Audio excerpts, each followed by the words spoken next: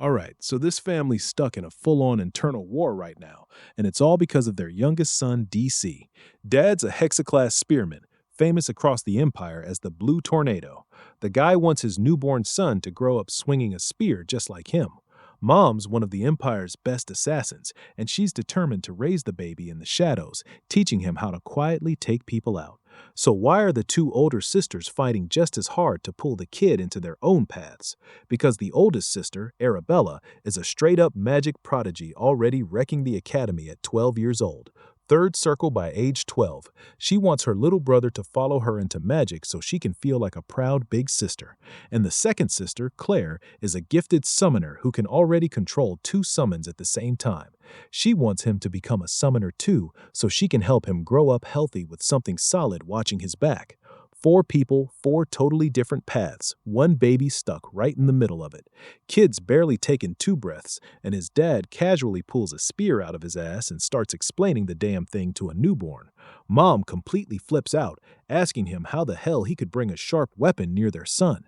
He shrinks under her glare and meekly says he just wanted to show it off. She warns him that if he keeps this up, she'll start teaching the kid stealth before he's even out of his diapers. The two keep going at each other, but both know the real decision's gonna happen at the choosing ceremony. Fast forward 1 year, and here we are. It's the family tradition where every kid in the house turns one and gets four items placed in front of them. Whatever the baby crawls to becomes his destiny. Legendary spear from Dad, sinister dagger from Mom, expensive magic pouch from Arabella, unique summoning sign from Claire. Each parent and sister is mentally screaming at the baby to pick their item. The prophecy says that whatever item shines is the most adequate path for the baby to learn, and then our boy slowly crawls toward the table. Everyone's dying of anxiety. They all want to be the one teaching the youngest, but when he finally gets close to the items, all of a sudden, all four start glowing at once. The guests lose their minds. This has never happened before in the history of the house. The baby got chosen by every single path at the same time. The whole family goes quiet. Then his dad slowly turns to the mom and says, "Well, looks like we'll have to teach him all four." And just like that, the war ends in the worst possible way for the kid. Instead of one parent training him, all four members of the household are now lining up to drill their specialty into him. Years pass like this. He's basically a one-man army wrapped in a teenage body. But all those talents come with one unexpected downside. When he finally arrives at the Imperial Academy and breaks every entrance exam record on the way in, none of the professors believe a 14-year-old can actually do everything they're seeing. The kid signs up for the autonomous department, a path that only two people have completed in the last 1,000 years, one of whom was the former emperor, and the entire faculty decides to test him personally to see if he's a fraud. From the head of the summoning department, this gorgeous CFKA mommy MILF with stupidly high standards that don't make any sense, to the famous lazy director, a hexaclass swordmaster who specifically took the autonomous department position because nobody ever applies to it, meaning he never has to teach. The man's whole life plan revolved around getting paid to do nothing. And now this brat shows up and completely ruins everything. So the director's goal is to make damn sure this boy fails the academy entrance. And since the kid doesn't know swordsmanship, that's exactly the weakness he's counting on. But boy oh boy, that's his biggest mistake, because this boy is reincarnated, and his past life is the whole reason none of this is gonna go the way the director thinks. Our boy was Agric of the Drinic Empire, a war orphan whose mother died in the chaos before he ever even opened his eyes. While other kids were playing with toys, he was hauling supplies and surviving on scraps in the middle of an endless war. By the time he was 14, they handed him a sword and threw him straight onto a battlefield. That's where his talent woke up. Manticore in his heart, speed and senses sharper than anything he'd ever known. He climbed the ranks so fast it scared the hell out of people. By the end, he'd mastered 4 manticores and was one step away from joining the Empire's elite hexaclass knights as one of the youngest and highest ranks a warrior could reach. Then, on the final battlefield, the moment everything was supposed to come together, Duke Tarion of the enemy empire showed up, one of the 6 hexaclass knights of Alion. The man's mere presence scattered Agric's entire army. Agric still stood his ground. For him, it was better to die as a warrior than run as a coward. If destiny had put a hexaclass in front of him, it was for a reason. Even knowing he was outclassed, even knowing he was about to die for nothing, he raised his sword and charged. Duke Tarian almost felt bad for him, said it would be a waste to kill a rising talent like that. But then he shattered Agric's sword in one strike and ran him through the heart. Bro flew across the battlefield, slammed into the dirt, and bled out staring at the sky, thinking the same thing he'd thought his whole life. All I ever wanted was a family. Everything goes black, but the darkness lifts the moment he opens his eyes. The first thing he sees is a couple trying to play with him, or rather with their son. His father soon picks him up with a huge smile and calls him Dane Sogres. He says the boy should become an amaze, and his mother, Lely Sogres, snatches him from her husband's arms and insists he'll grow into a perfect assassin instead. Archon, the protagonist, Sogres and his wife keep arguing over what their son should become. They seem to be riding home in a carriage, and the whole trip is spent on that same debate. Lely says slipping through shadows, killing targets, and escaping clean is far cooler, while his father insists the spear is the most complete and beautiful martial art. That's how our hero's new life begins. Just when he thought he was finished on that battlefield, he somehow reincarnates. The twist is that he's reborn in the Altan Empire, his old enemy, as the youngest son of a certain count. When the carriage finally stops on the estate, his parents settle on a compromise and decide to teach him both skills. Even so, Lely still says their son will be an assassin, while Arkan just laughs and insists Dane will become a spearman. The carriage driver signals that they've arrived, and both parents look surprised. They were so busy arguing that they completely lost track of time. The husband gets out first and offers his wife a hand. He helps her down while Edgar can't help feeling embarrassed watching his father act so whipped. Still, that feeling vanishes when his eyes go wide at the sheer scale of the castle. Once they get inside, Lily notices how happy Dane seems to be home again. And honestly, why wouldn't he be? With a house like this and parents this loaded, his talents might grow way easier than he ever imagined. 2 months pass after that day, and we find Laylee talking to her son as he starts to babble. She's thrilled to hear his first little sounds, and Dane is just as amazed by it himself. He'd never experienced anything like that before. Back in his old life, chances to be around small children were rare on the battlefield. The few he did see were often wrapped in bandages and crying because they had nowhere to go, many mourning parents who'd vanished in the destruction. Compared to that, this new home feels blessed and safe, and he's relieved he won't go hungry here. Suddenly, his father bursts into the room excitedly holding a spear. He proudly announces that this is called a spear. It seems our boy is not a fan of his dad's over-the-top energy. He can barely believe this man is his father, the strongest hexaclass spearman in the Empire, known as Archon Dane as Sogres. He doesn't look much like a war hero, but he really is one, famous as the Blue Tornado. His wife gets mad and starts pushing him away from the baby, asking how he could walk into their son's room carrying something so sharp. Under her glare, he shrinks and meekly says he just wanted to show it to MC. But she gives off such a deadly aura that he instantly folds, especially when she reminds him they agreed not to teach the boy anything until he was old enough. It's no wonder this grown man is trembling under that stare, because his wife is the Empire's top assassin. She warns that if he keeps this up, she'll start teaching Dane stealth while he's still little. He tries to argue that early training is normal now, and even points out that one famous magic family, House Teleport, puts a staff beside a baby the moment it's born. That only makes her angrier, and she snaps back asking if his spear looks like a staff now. He then explains that his parents care so much about his future because his 2 older sisters chose paths that have nothing to do with spears or assassination. Next, we see both sisters playing with their little brother so much that his cheeks start to hurt. One of them, Arabella, laughs and says he looks even cuter now with puffed-up cheeks. Dane tells us more about Arabella, revealing that her talent for magic put her on the path of a mage from childhood. At just 12, she had already reached 3rd circle rank. Since the highest rank is 9 circles, that makes her a genius who's already past the beginner stage. Arabella asks her baby brother if he wants to learn magic from her later, saying she's tired of studying alone every day and would love to teach him a thing or two. While Arabella is full of energy, Claire is the complete opposite. Quiet and shy, she softly says she could teach him summoning someday, since it's a useful skill to have. Just like Arabella, Claire is gifted too. She made her first summon at 7, and now she can control 2 summons at the same time. Arabella then teases Claire and tells her to touch him, saying he's super soft. Claire hesitates, unsure if she should. Meanwhile, Dane acts cute and friendly and thinks back to how he first assumed Claire didn't like him. Now he realizes she's probably just jealous because he's the youngest now and gets all the attention.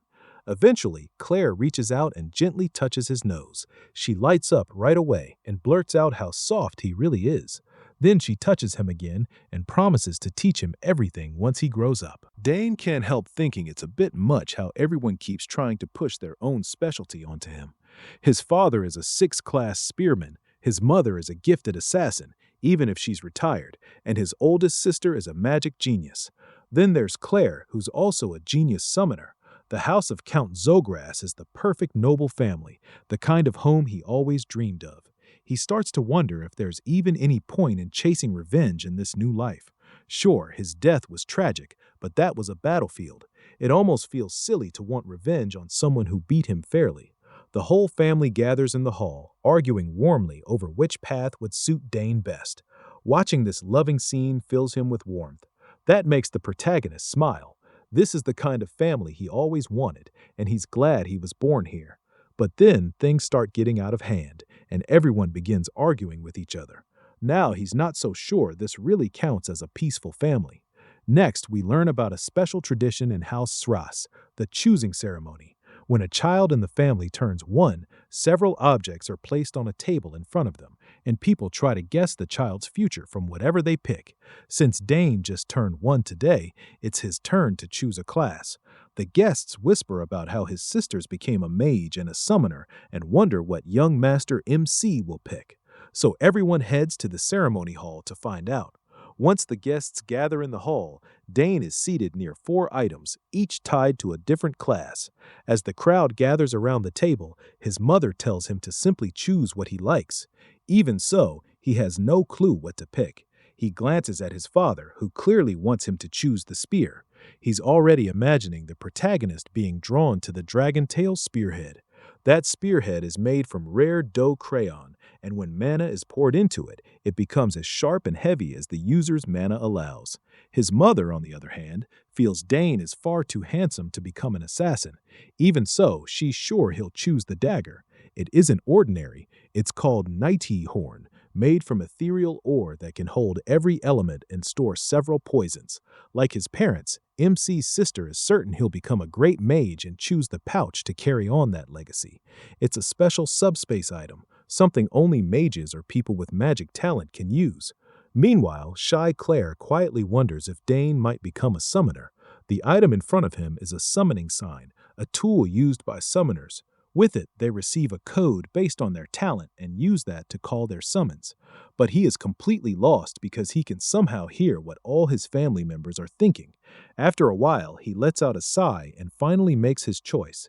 He starts crawling toward the items, and the crowd grows more excited by the second. As he picks up speed, his parents and sisters light up and cheer him on in their own ways.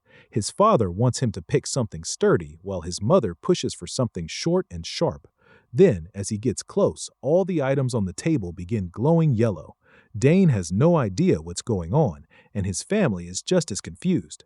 The guests, though, quickly realize that all 4 items reacted at once, something no one has ever seen.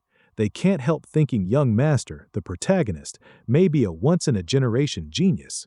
Dane is stunned, too. He remembers being talented in his past life, but this time he feels like he's on a whole different level. Little Arabella asks her father what they're supposed to do since this has never happened before, but both parents are just as lost, realizing they may have to teach him all 4 paths. Of course, that leaves the other 2 young ladies shocked, while MC only gives them a warm smile. Time passes, and now we're in the training hall. Weapons can be heard clashing, and the one sparring with his father is Dane. He's grown a lot since the last time we saw him.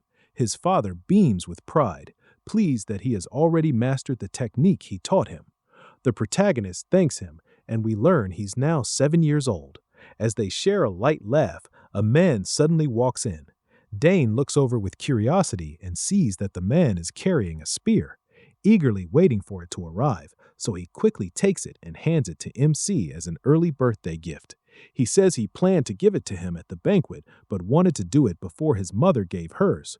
Allrai adds that he spent 2 years preparing the spear and had it specially made by a famous craftsman in the capital.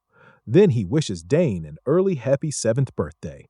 He instantly drops his old stick and grabs the spear, saying it's amazing and he's definitely going to use it. He loves the way the black shaft and silver spearhead look together. On top of that, it's shockingly light. When his father asks if he likes it, Dane says he loves it. He's so excited that he starts testing it right away. His father then asks if he knows the difference between a sword and a spear. The protagonist explains that a spear's reach lets you keep enemies at a distance, and its tiny point gives it great piercing power. His father agrees, but warns that the spear can actually be harder to use than a sword once you get stronger. Its biggest weakness is simple. For an attack to work, you need enough distance from your target. Still, he tells Dane not to worry too much, since every weapon has strengths and weaknesses. Even swords, often called the perfect weapon, can fail in certain situations. Hearing that, MC says he'll remember it. His father spins the spear and invites him to train so he can show him something. Dane is left speechless by the force coming off his father. It's the first time he's seen the overwhelming power of a 6th-class lancer. The mana pouring from him is crushing. After charging up, his father thrusts the spear and the space around the tip begins to warp. He explains that the distortion happens because he released mana through the spear using the core's trait of focusing magical power into one point. He says he heard about that from his sister and explains that as a person gains more cores, they can go beyond normal physical limits. That means their limits keep expanding. He also thinks back to his past life when he had a quadruple core and realizes all this knowledge comes from that old life. His father grins, happy his son has studied so well, and reminds him that he himself now has 6 mana cores. Dane acts shocked, though inside he thinks that if he hadn't died before, he could have reached 6 cores too. Then his father tells him to try the new spear. The protagonist hesitates a little, but his father tells him to clear his mind, forget his worries, and just thrust. Dane nods, and as he grips the spear, he remembers that in his past life, he never cared much for spears. Once he discovered his skill with the sword, he only treated them as a backup. But now he's finally ready to truly try one. After taking a stance, he closes his eyes while his father notices how solid his form is. He can't help smiling because it took 7 years to master that technique himself. Since Dane is still so young, he doubts he can really pull it off. But the moment MC thrusts the spear, reality seems to twist, completely shattering his father's expectations. He never imagined seeing a miracle like this.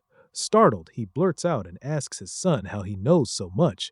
Once Dane finishes the technique, the man rushes over, laughing and praising him for doing an incredible job. He explains that when he thrust, he focused mana into a single point and pushed it into the spear tip. The instant the mana reached the tip, he cut off the flow. His father goes wild hearing that and asks if he formed a mana core. The protagonist says yes, claiming he tried it after reading a book on mana core creation and luckily succeeded. Of course, that part is a lie. The truth is he formed it while practicing mana breathing. His father kneels to meet his eyes, unable to hide how proud he feels. He's sure his son will one day become an incredible warrior. Dane just gives a small smile, already thinking of all the surprises he still has in store. Meanwhile, his father wonders if he'll really become a mage, a lancer, an assassin, and a summoner all at once. That night, MC's 7th birthday celebration finally begins. Guests start filling the castle, and the hall is packed with music and laughter. Everyone is having a great time. Duke Bolt, the same man who killed Dane in his past life, is also at the party. As soon as Agric sees him, Bolt calls him over. Agric greets him properly as Duke, but Bolt tells him to drop the formal talk and speak normally. As we know, Bolt leads the Empire's top house, the Duchy of Turian. Agric quickly whispers that too many people are watching, so they have to keep up appearances. The Duke says he can do as he likes, then asks where his son is. Agric calls for him and tells him to greet Duke Tarion. The moment Dane hears that title, his mind flashes back to his last meeting with the man. When the protagonist finally stands before the Duke, he introduces himself as MC and bows, saying it's an honor to meet him. The Duke laughs, impressed by the boy's manners, and asks if he is also learning the spear. Agric says yes.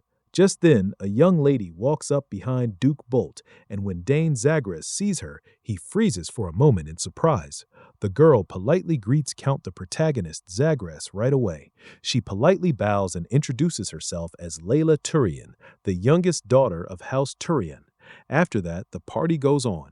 The guests keep enjoying the music and the pleasant night, but Ark and Dane and Bolt can't relax because Baroness Turian is still sick.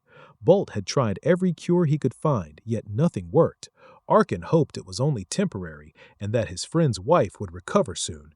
Even so, Bolt warned that if he suddenly vanished, it meant her condition had gotten worse and he'd use a teleport scroll to rush back to the capital. Still, today was Dane's birthday, and the boy had somehow disappeared. Both thought MC was unusually sharp for his age and wanted to talk with him more. Arkin had no idea where his son was, and he also noticed that little Ela was gone too. Finding them wasn't hard. They had gone off for a walk together. Most likely, they were bored of another dull noble party. What they were talking about, though, was anyone's guess. Ela especially was chatty. She hated being dragged to noble events with her father, but this time she was glad she came. She had heard he was handsome, yet under the moonlight he looked even better, and she liked being there. He was glad she felt that way.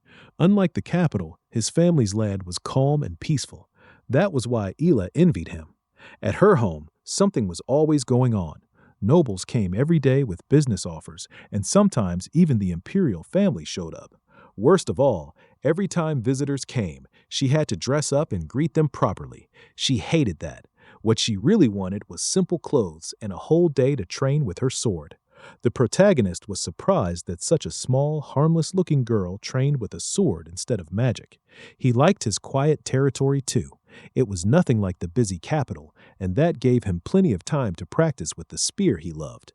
Ela was surprised at first, then remembered his father's nickname, and it all clicked. She had heard many times how amazing the blue whirlwind was, and since Dane trained so much with a spear, she assumed he wanted to enter the academy too. But that wasn't why he trained. Ela was caught off guard by that answer. To her, training hard to get into the academy was the obvious choice. She had heard getting in was incredibly hard. MC, though, had no doubt he'd be accepted. He trained because he wanted to be even stronger after he got in. Ela could hardly believe that confidence, so she asked what he'd do if he failed. Even then, he wouldn't get upset or quit. He'd just try again. And if he failed a second time too, he'd take it as a sign that it wasn't his path. Ela couldn't believe he could be so calm about his future, so she asked if he wasn't scared of letting down his family and home. He wasn't worried at all. Compared to his past life, this was nothing. Ela, on the other hand, could only envy him. In her family, failure was unacceptable. Even though he had spent 7 years around nobles, he was still amazed by how petty they could be over things like that. As for Ela, he had no doubt she would do well. When she heard him encourage her, she lit up and quickly offered to show him her sword skills. The protagonist was a little surprised by her excitement, but once Ela got a chance to practice with a sword, there was no stopping her. She immediately asked where the training ground was, and Dane had to take her there, hoping nothing would go wrong. At the training ground, Ela didn't hold back. She moved through one form after another like an experienced swordswoman. To a beginner, her moves would have looked flawless, but MC was far from a beginner. Watching closely, he had to admit her shifts from attack to defense and back were smooth, and her timing was excellent. Still, there was one problem. After a while, her rhythm broke and she lost some of that smooth flow. Breathing hard after finishing, a pleased Ela asked what he thought. At first, Dane wasn't fully honest and told her she looked amazing and that he enjoyed watching. Ela was clearly happy to hear that, but he decided to tell her the truth. He could see room for improvement. After the third form, for example, she was taking an extra half step she didn't need, and the same thing happened in the next forms. Those repeated half steps made the later sword forms slip slightly out of line. That criticism left Ela speechless. She even looked close to tears, and Dane started thinking he had been too blunt. He began to apologize, saying maybe he was wrong, since it had been a long time since he'd watched a true swordsman train. But he worried for nothing. Ela quickly pulled herself together and gripped her sword more firmly. Now she understood her mistake. She started the training forms again, and this time they were nearly perfect. The protagonist's advice had been exactly what she was missing. Her joy and gratitude overflowed, and she even hugged Dane. He tried to pull away, but it didn't work very well. Ela was completely amazed by how much he knew about swordsmanship. He spotted in one moment what her teachers had never pointed out. She promised she'd remember his help. Eventually, she let him go after nearly crushing him in the process. Then she almost nicked him with her sword. That little lady seriously needed to learn some order. MC was caught off guard by the sudden hug, though he couldn't say he disliked it. Of course, their quiet moment didn't last long. Servants were already shouting and searching for them everywhere. They had taken enough of a break from the banquet, so they hurried back before they were discovered at the training ground. When they returned, Dane became the center of attention as his parents formally congratulated him on his birthday and on discovering his first manticore. And of course, they gave him a gift, a brooch with the family crest like the ones his older sisters had.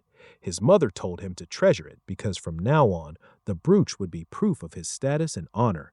After his parents finished, the other guests joined in too.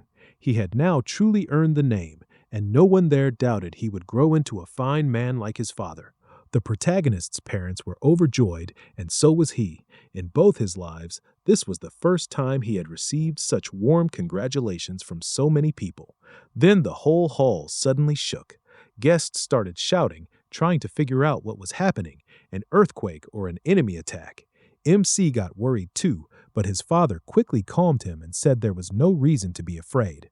Arkin knew exactly what was going on. He had hoped for a peaceful day, but apparently his daughter hadn't listened. Dane had no idea. Then sparks flashed near the ceiling of the hall, and a portal opened above the frightened guests in an instant. The guests were stunned when a small figure flew out of that portal, defying all common sense, and landed without any trouble. It was Dane's older sister, Arabella, and in her opinion, she wasn't late at all. The guests still couldn't close their mouths. A young lady using teleportation magic was shocking enough. Normally, even opening a small portal required reaching at least 5 chains. He wasn't impressed by her power. He was annoyed by how loud and dramatic she was.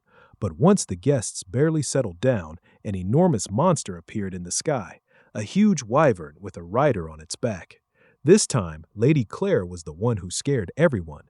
She was in a bad mood, though. She had been just one step too late to beat her sister. As soon as she arrived, people started whispering that they had heard she was a gifted summoner, but no one expected her to control a wyvern at only 16 years old.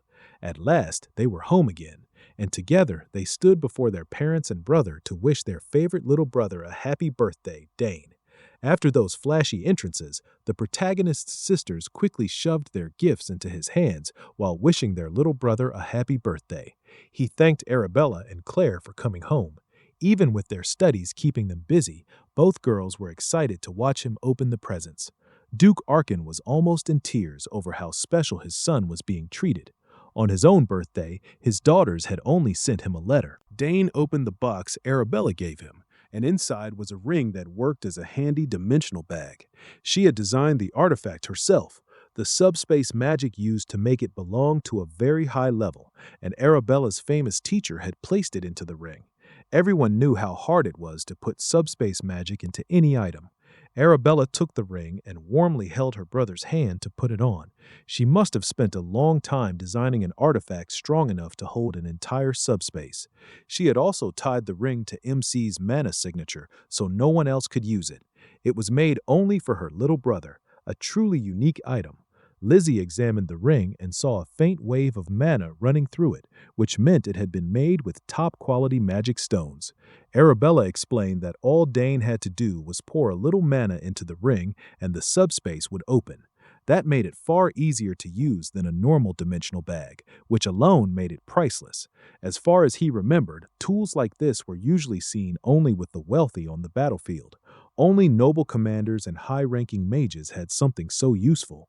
The ring would also grow with him and fit his body as he got older. The protagonist tried pouring mana into the ring, and a green portal opened in front of him. Duke Arkin was stunned to see his son do it so easily. It looked effortless. Claire, Duke Balterman, and Ela were all amazed by that bright burst of magic. Dane opened the subspace even faster than Arabella had years ago. There was no doubt now he was a genius. It would be a huge breakthrough if he could grow both a mana core and a mage circle at the same time. After the magic display, Claire walked over and handed her little brother her gift. MC opened it slowly, thanking her with real warmth. Inside the wooden box sat a strange-looking egg on a soft cloth. Confused, he picked it up and asked what it was. Claire quickly warned him to be careful. This was no normal egg. The whole family was curious about the odd present, but Claire only told Dane the truth. In a whisper, she said it was a familiar. She got it by accident while trying to summon Dickeron. Even Claire had no idea what would hatch, but everyone knew how valuable a familiar could be. He tried to picture what might come out of that weird egg. He had heard of familiars before. Unlike summons, they were something else entirely. Once called forth, a familiar could stay in the real world for good. Claire told him to keep the egg secret until it finally hatched, and he promised he would. All that whispering annoyed Arabella, who felt left out. Claire also told Dane to feed the egg his mana twice a day, once in the morning and once at night, so it would accept him as its master. Lily was just happy her little boy was getting such amazing gifts. It showed how much her children cared about each other. Once the gifts were done, Duke Arkin cleared his throat and reminded his daughters to at least greet their parents. They had shown up after saying they might not make it and still hadn't properly said hello. Realizing their mistake, the girls awkwardly greeted their father. Duke Arkin was soft when it came to his daughters, so he didn't mind much. He was simply glad to see them again.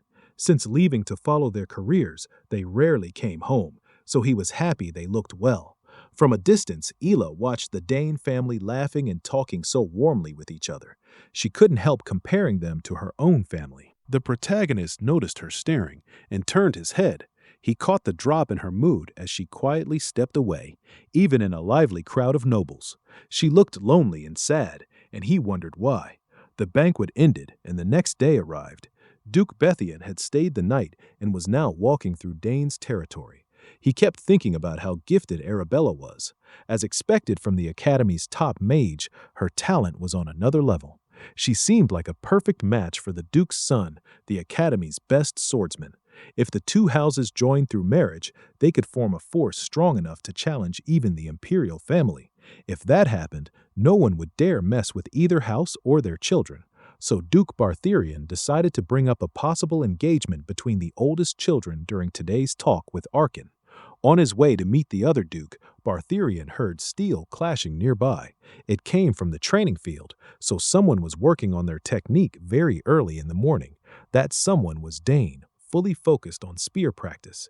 He had become dangerous with the weapon. With years of training under his father and insane discipline, he had long since become ready for real combat. MC's focus was incredible. He moved with the smooth control of a seasoned fighter, chaining one deadly strike after another. Then he pushed even faster and raised the pace again. Soon his arms were a blur as he unleashed a storm of thrusts in just moments. Curiosity got the better of Duke Thermian, so he watched the boy train from afar. He was pleasantly surprised to see the youngest Dane pushing himself that hard. With his trained eye, he could tell his technique was polished far beyond his age. His movements and focus didn't belong to a 7-year-old. Even his simplest attacks were refined to a frightening degree. Everything was done so perfectly that even veteran spearmen could learn from him. When Dane finished the final sequence, he was breathing hard. Duke Thurman was deeply impressed from start to finish. What he had just seen felt impossible. He had heard rumors about Young, the protagonist's absurd talent, even back when he was just a baby, but he had always dismissed them as exaggerations. Now he knew they were real. After a short break, MC started practicing again. This time, he focused on his movements and stance. As one of the strongest swordsmen in the region, Duke Thurman couldn't ignore how much the boy's posture resembled that of a master swordsman. The Duke started to wonder if Dane had somehow already learned swordsmanship at a high level, despite being so young. At last, he noticed someone watching from the doorway. He raised his spear, ready to strike, and told the spy to come out instead of hiding. Duke Thurman was so caught up in watching that a child had found him. Not exactly a proud moment for a skilled warrior. The more he thought about the protagonist's movements, the more familiar they felt. He was sure he had seen that same footwork somewhere in his past life. So the Duke stepped out, apologized for interrupting the private training, and said he hadn't meant anything suspicious. Once Dane saw it was Duke Thurman, he felt bad for speaking so sharply to him. Even though he had lived in this body for 7 years, this was still the man who defeated and killed him in his past life. Remembering his etiquette lessons, MC formally greeted the Duke. Duke Thurman admitted he had been drawn in by the Rising Star's morning training and apologized again. He stayed calm and said it was forgiven. The Duke found it amusing that the boy spoke to him with such fearless confidence. Now that he was closer, Dane noticed the boy's body showed almost no shaking or real fatigue after that brutal session. At the same age, he himself couldn't have matched that. The Duke praised the protagonist's thrusting technique, saying he clearly inherited Arkan's gift with the spear. He also noted that the spear itself was finely made. MC thanked him politely for recognizing his skill, and the older man smiled. This boy wasn't just deadly, he also knew exactly what to say. Compared to him, the Duke's own son had neither such skill nor manners at 7. That thought made Thermion consider arranging a marriage between Ela and Dane as well, so he casually mentioned that his daughter trained in swordsmanship too. Since they were close in age, he suggested they look out for each other when they entered the academy one day. He kept answering with perfect manners, and the Duke liked how direct he was. In the end, Thermion apologized for delaying his training any longer. But before leaving the training hall, he asked one more thing. Had the boy studied swordsmanship too? Dane had slipped up in front of the Duke. His old habits must have come out without him noticing. And with Thermion's sharp eyes, even tiny signs were enough. The protagonist answered that he had only read a few books on basic swordsmanship and had never trained in it for real. The Duke still found it strange that the boy gave off something like raw battlefield instinct, but common sense said an inexperienced child couldn't have that kind of killing intent. Finally, the Duke left him alone and said goodbye, and Dane walked him out. He also invited MC to visit him if he ever came to the capital in the future. The swordsman had taken a personal interest in his talent. The protagonist wondered if the man still remembered him. Just thinking about beating the one who ended his life before made his blood boil. If he built a solid foundation and prepared step by step, he was sure he could surpass the Duke. One of Dane's goals in this life was to defeat the mighty Thermion. As MC kept training, he lost track of time, and Hernando had to come get him. The attendant was always nearby in the shadows, ready whenever he was needed. With how quietly Hernando moved, he figured the guy might have real talent for stealth and assassination skills. Today, everyone was busy getting ready for the second banquet. Some nobles had already started arriving since gathering more than 30 noble families on the exact same day was difficult. As for the protagonist's sisters, they had already opened a teleport gate and gone back to the academy. They had no choice. Midterms were coming up soon. For now, it was time for Dane to get cleaned up and dressed too. He made a note to examine his sister's gifts more closely later. After the hard training session, MC was washed up and dressed. He entered the family hall with his mother and father and mingled with the nobles. He had to use all his etiquette training as he spent the whole night talking with high society. As the birthday boy, he was put on display all night with everyone's attention fixed on him. At last, he escaped the banquet hall and got some air. Noble life was exhausting, and his schedule was even worse than usual because of his birthday. Still, he could always find some peace in the garden. Mr. Gardner had worked hard to make that place special, a calm, beautiful spot that brought peace. Dane looked at the flowers in full bloom while butterflies fluttered nearby. Flowers held more mana than most things in nature, or so his older sister once told him. Since he had a little time alone, he decided to test that idea for himself. The protagonist closed his eyes and focused on the natural magic moving through the air. Without opening them, he slowly started to grasp what his sister meant. He could feel the mana inside the flowers. Even though he'd been training in many fields, his mage and summoner skills still hadn't shown much progress. That made it hard to decide where he should spend his time. Having too many talents was actually a problem right now. He was suffering from success. After a few minutes immersed in the garden's natural mana, he finally saw the flow inside the flowers. He could hardly believe something so small held such strong mana. If someone could sense nature's flow and make it their own, that power might settle in the body and form a magic circle. That was exactly what was happening now. His body's huge mana affinity made it much easier. He could clearly see what most people could only faintly sense. Just one trip to the garden had sharpened his mana sense by a lot. What used to be blurry was now much clearer. He was on the edge of understanding how magic really worked when something suddenly snapped. At the same time, two young nobles wandered into the garden, bored of the adults' empty talk. They were brothers, and the older redhead was already annoyed that everyone kept talking about the genius Dane Sogress. He stomped straight through the flower bed, crushing flowers as he went. The red-headed brothers got turned around in the huge garden and happened to spot MC standing there distracted. One look at his clothes and they mistakenly decided he was a servant, then started yelling at him. He did not like that disrespect at all. The brat even had the nerve to order him to lead them to the exit. Dane noticed what they were doing to the flowers and shouted for them to stop stepping on them. The red-headed brat somehow got offended after being called out. He asked why they were ruining the flower bed instead of using the garden paths. Seeing he was small, the redhead just got even more annoying. Then came the usual noble kid move, showing off his family name. The protagonist couldn't care less. To him, they were just two thugs wrecking his garden. The redhead hated being called a brute, so he proved the point by grabbing Dane by the collar. He and his brother were sons of Count Tyran, one of the castle's guests. Hearing that name brought back a memory from MC's past life. Count Tyran was the noble he captured after a pathetic defeat on the battlefield.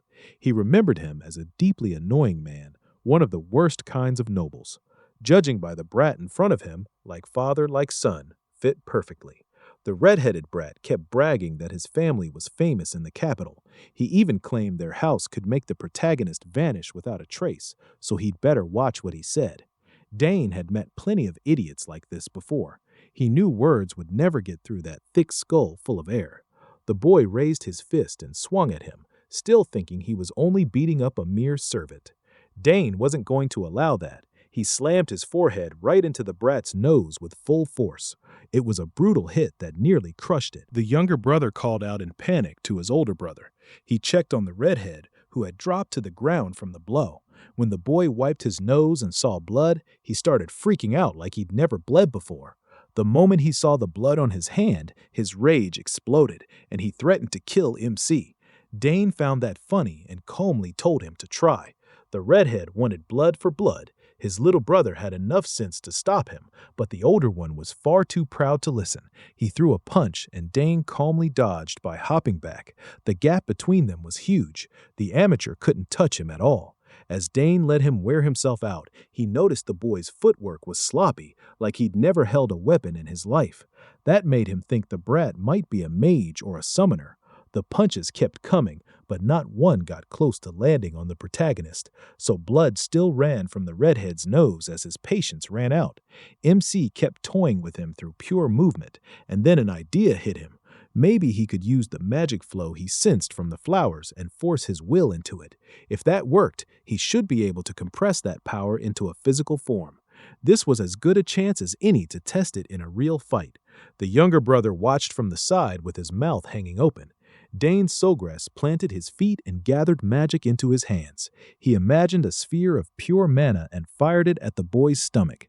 The blast was strong enough to throw the redhead painfully onto the grass, tearing up the ground on the way. He screamed in pain, his body and pride both wrecked. The little brother rushed over to check on his defeated brother in the flower bed. Dane Sogress was honestly more worried about the ruined flowers than the brat's condition. But the red-headed fool was stubborn. He still got back up. After seeing him use magic, he demanded to know who he was. The younger brother kept trying to stop him, but pride mattered more to him than any consequences. Then the brat drew on the mana in his body and began opening a sinister-looking portal. The protagonist, Sogress, was surprised to see something so familiar. This was summoner magic. Mana spun and thickened until a translucent wolf started to descend to the ground. It looked bloodthirsty, bearing sharp fangs as it growled. The redhead laughed wildly and called the beast Jew. Then he finally gave his name, Digron Tyron, and said Dane was about to learn what happened when he messed with someone like him. MC Sogress heard the brat order the wolf to tear him apart, but he wasn't impressed by such a simple summon. He was used to seeing Claire call out terrifying beasts like Ivan. Digron stayed back while Ju charged at the motionless him. Dane only looked the wolf in the eyes and didn't move. Ju must have sensed that attacking him would end badly, so the wolf turned right around. Its aura changed at once. All hostility toward the protagonist Sogress had completely vanished. The Tyron brothers were stunned. Digron's pride and joy had apparently turned against him. Now the big wolf was acting downright submissive to MC. Digron screamed for it to rip out his throat, but the beast ignored him. Instead, the big pup happily wagged its tail at the protagonist. Sensing no ill intent, the protagonist gently petted the good boy. Even he had no idea how this happened. Thinking about it, Claire's summons had always liked him too. Even the wyvern played with him sometimes. Back then, he figured it was just because they were family, but now there was no blood tie at all, and this summon was still friendly. That could mean he had an unusually high affinity with summoned creatures. Or maybe Ju's opinion of his awful summoner had hit rock bottom. Digron couldn't understand any of it. He had never heard of a summon betraying its master. Dane Sogress was winning on every front and kept taunting Digron to come at him himself. The younger brother was practically begging him to stop embarrassing himself and accept the loss, but Digron still wanted to fight. The little brother desperately needed this mess to end. Caught up in his brother's stupidity, the poor kid had wet himself in fear. He started crying, and Digron called him embarrassing. Dane Sogress only made it worse by pointing out there was a bath in the castle basement. Digron used his younger brother's accident as an excuse to retreat. As if he hadn't embarrassed himself enough, he ordered MC to stay in the garden. He just looked at the pathetic loser in disgust. Digron didn't even take his summon with him, so the protagonist stayed in the garden and kept testing his new understanding of mana. He tried a trick Claire had taught him before. He found what was left of the weak bond between that brat Digron and Ju, cut it, and carefully rewrote it with his own magic. Just like that, he and the wolf became connected without using a proper summoning ritual. He pulled it off through nothing but his high affinity with summoned beasts. Now he had truly succeeded as a summoner. While enjoying that victory, Dane Sogress heard a familiar, annoying voice calling for him.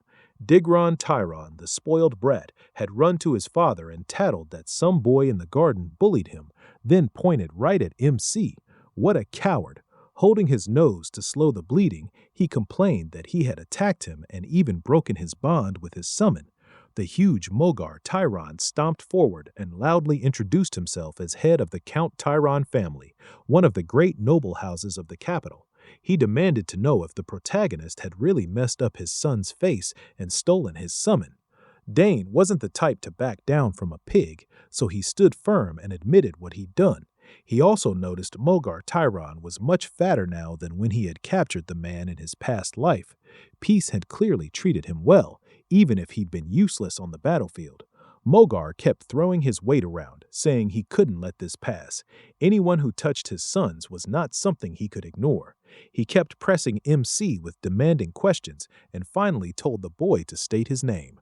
Our boy lifted his head proudly and formally introduced himself as Dane Sogress, the youngest son of Arkin Sogress, Lord of the South and head of the Sogress family.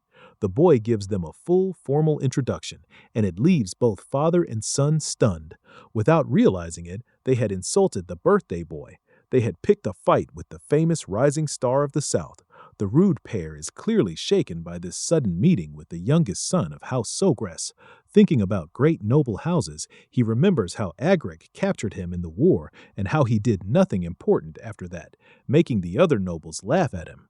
Now he sees a chance to turn things around. Smear Count MC Sogress's name and use it to demand mining rights. If it works, the nobles who mocked him might soon be bowing to him. With that in mind, the fat fool turns to our boy and asks if he is the birthday boy, Dane. He just nods and confirms it. The fat man can barely hide his annoyance. He definitely did not come here to celebrate some kid's birthday. Then he points at his bratty son and asks Dane how he plans to make up for the shame he caused his son. The protagonist not only hurt a guest, he also took their summon, which he calls a serious crime. His rotten son jumps in too and backs him up. The brat tells MC this is his last day. Then the fat man threatens to speak to Count MC himself and make him answer for all of it. MC simply hears him out and says that before he goes running to his father, his son should apologize first. That sends the fat man into a rage. He demands to know what nonsense Dane is talking about. While his son grinds his teeth beside him, Dane makes it clear, yes, he hit the boy and hurt him, but it was self-defense after his life was threatened, and he didn't steal their summon either. Ju chose to follow him. The trashy son quickly argues that there's no way Ju would do that and tells his father the protagonist is lying. That's when the father stops to think. He remembers hearing that the second daughter of House Sogress is a genius summoner, so maybe she taught MC how to forcibly break the bond between a summon and its master. The fat man keeps going back and forth with our boy, and Dane can't help thinking this whole thing is exhausting. Eventually, Mogar calms down a little. After talking so much, even his jaw is starting to hurt. He tells him he's done arguing and says they should go hear what Count Sogress has to say about all this. Speak of the devil. The Count himself arrives with Duke Tyrion. Of course, both the useless son and his father are completely shaken when they see Count Sogress, and seeing Duke Tyrion here only makes them panic more. As night falls, the red-haired boy gives his version of the story to the Count. He claims he and his little brother got lost in the garden, so he asks Dane Sogress to guide them. He keeps spinning lies while the protagonist stands behind him, calm, wondering why his father is actually listening to this non-stop nonsense. Still, that doesn't really surprise him. Count Sogress cares deeply about his family and their name, but he isn't the kind of man who takes sides without thinking. He knows how to tell right from wrong. After finishing his story, the red-haired boy claims MC suddenly headbutted him and kept using that strange move to mock him. He says he called Ju to scare MC, but MC stole the summon and tried to strike back. As soon as Digron finishes, Mogar steps up and tells the Count he only meant to warn him. Even so, he insists that taking someone else's summon is clearly wrong and can't be ignored. At last, Count Sogress speaks. He tells Mogar he won't judge the matter after hearing only one side. First, he wants to hear the protagonist, then decide after looking at everything fairly. He also assures Mogar that if he's worried about bias, Duke Tyrion will give his opinion too.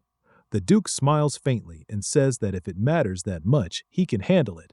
Mogar starts sweating hard, frustrated. He knows this is going badly, and bringing in Tyrion only makes it worse. He's not happy about it at all. Count Sogress gives his son permission to explain, and Dane Sogress begins by saying that what Mogar's son said wasn't completely false, but only parts of it were true. He explains that the flowers carefully raised in the garden had been trampled, so he told Mogar's son to leave. That made the boy furious, and the fight started from there. Of course, the fat man and his son are stunned by that blunt truth, with the boy even trying to deny it and calling MC Sogress a liar. But the Count tells Dane Sogress to continue, so our boy explains that when Mogar's son called Ju, the order was to kill him. He also makes it clear he didn't steal the summon. Ju came to him on its own and responded to his goodwill. The Duke is honestly shocked to hear a 7-year-old speak so smoothly, with such calm and such careful words. He suggests once again that Dane states he never stole anyone's summon. Mogar loses his temper, stomping the ground and calling the whole thing absurd. He says it's impossible for a summon to submit to someone who isn't even a summoner, insisting Dane Sogress must have used some shady trick. But the protagonist calmly tells him he was born with a natural affinity for summons, and one that isn't closely tied to its master could follow someone like him. Mogar refuses to believe it, while our boy simply says it's the truth. Mogar's face twists like he's badly constipated, and all he can say is that the boy is making things up. Then the Duke cuts in and suggests they prove it with the summon itself. Count Sogress turns to his son and asks if he can prove it, and MC says yes. Meanwhile, Mogar shoots his son a deadly look for dragging him into this mess, while the spoiled brat starts panicking because he has no idea what he'll do if he can't summon Ju. When the brat tries to call Ju, he fails completely, and his father yells at him right away. Meanwhile, Dane Sogress just smiles, knowing he already cut the bond. So of course there's no way the boy can summon Ju anymore.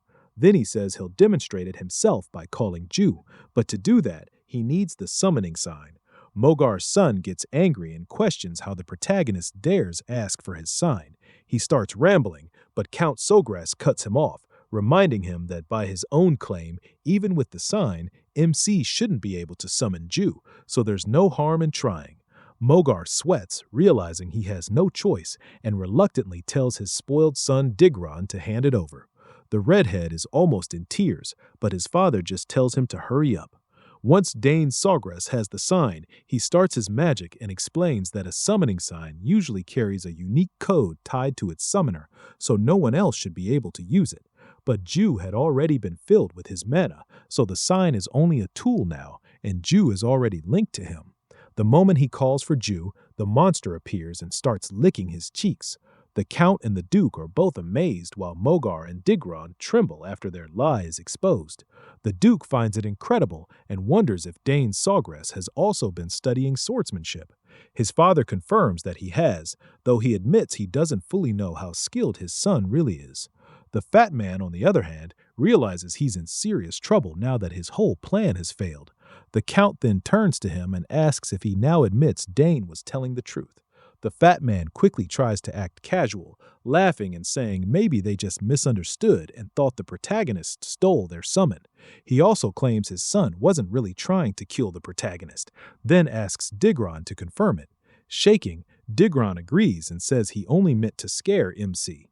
But our boy is furious watching these scumbags try to slip away from blame so easily. Before the two lords can give their final judgment on the matter, a lady steps in, surprising everyone there, especially Dane Sogras, whose eyes go wide when he sees Laya. The moment she arrives, she says Digron is not telling the truth. Her father quickly asks why she's here, and she says she heard his voice while out for a walk. Before saying more, she politely greets the fat man and Count Sogras. The fat man stammers as he returns the greeting, clearly shocked to run into the Duke's daughter.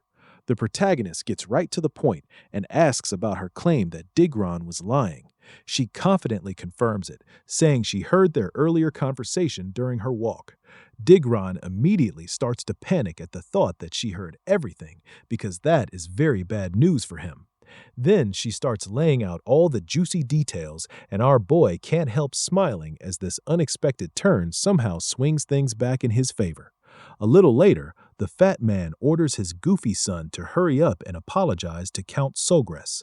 The boy mutters that he was wrong, but the Count tells him to apologize to MC, not to him. The fat man quickly shoves his son toward him, telling him to apologize properly at once. The spoiled boy looks uneasy and hesitates, then stammers out a weak, fake apology. Dane is nowhere near satisfied. He can tell it isn't sincere. It's only forced because their lie got exposed once an outside witness stepped in.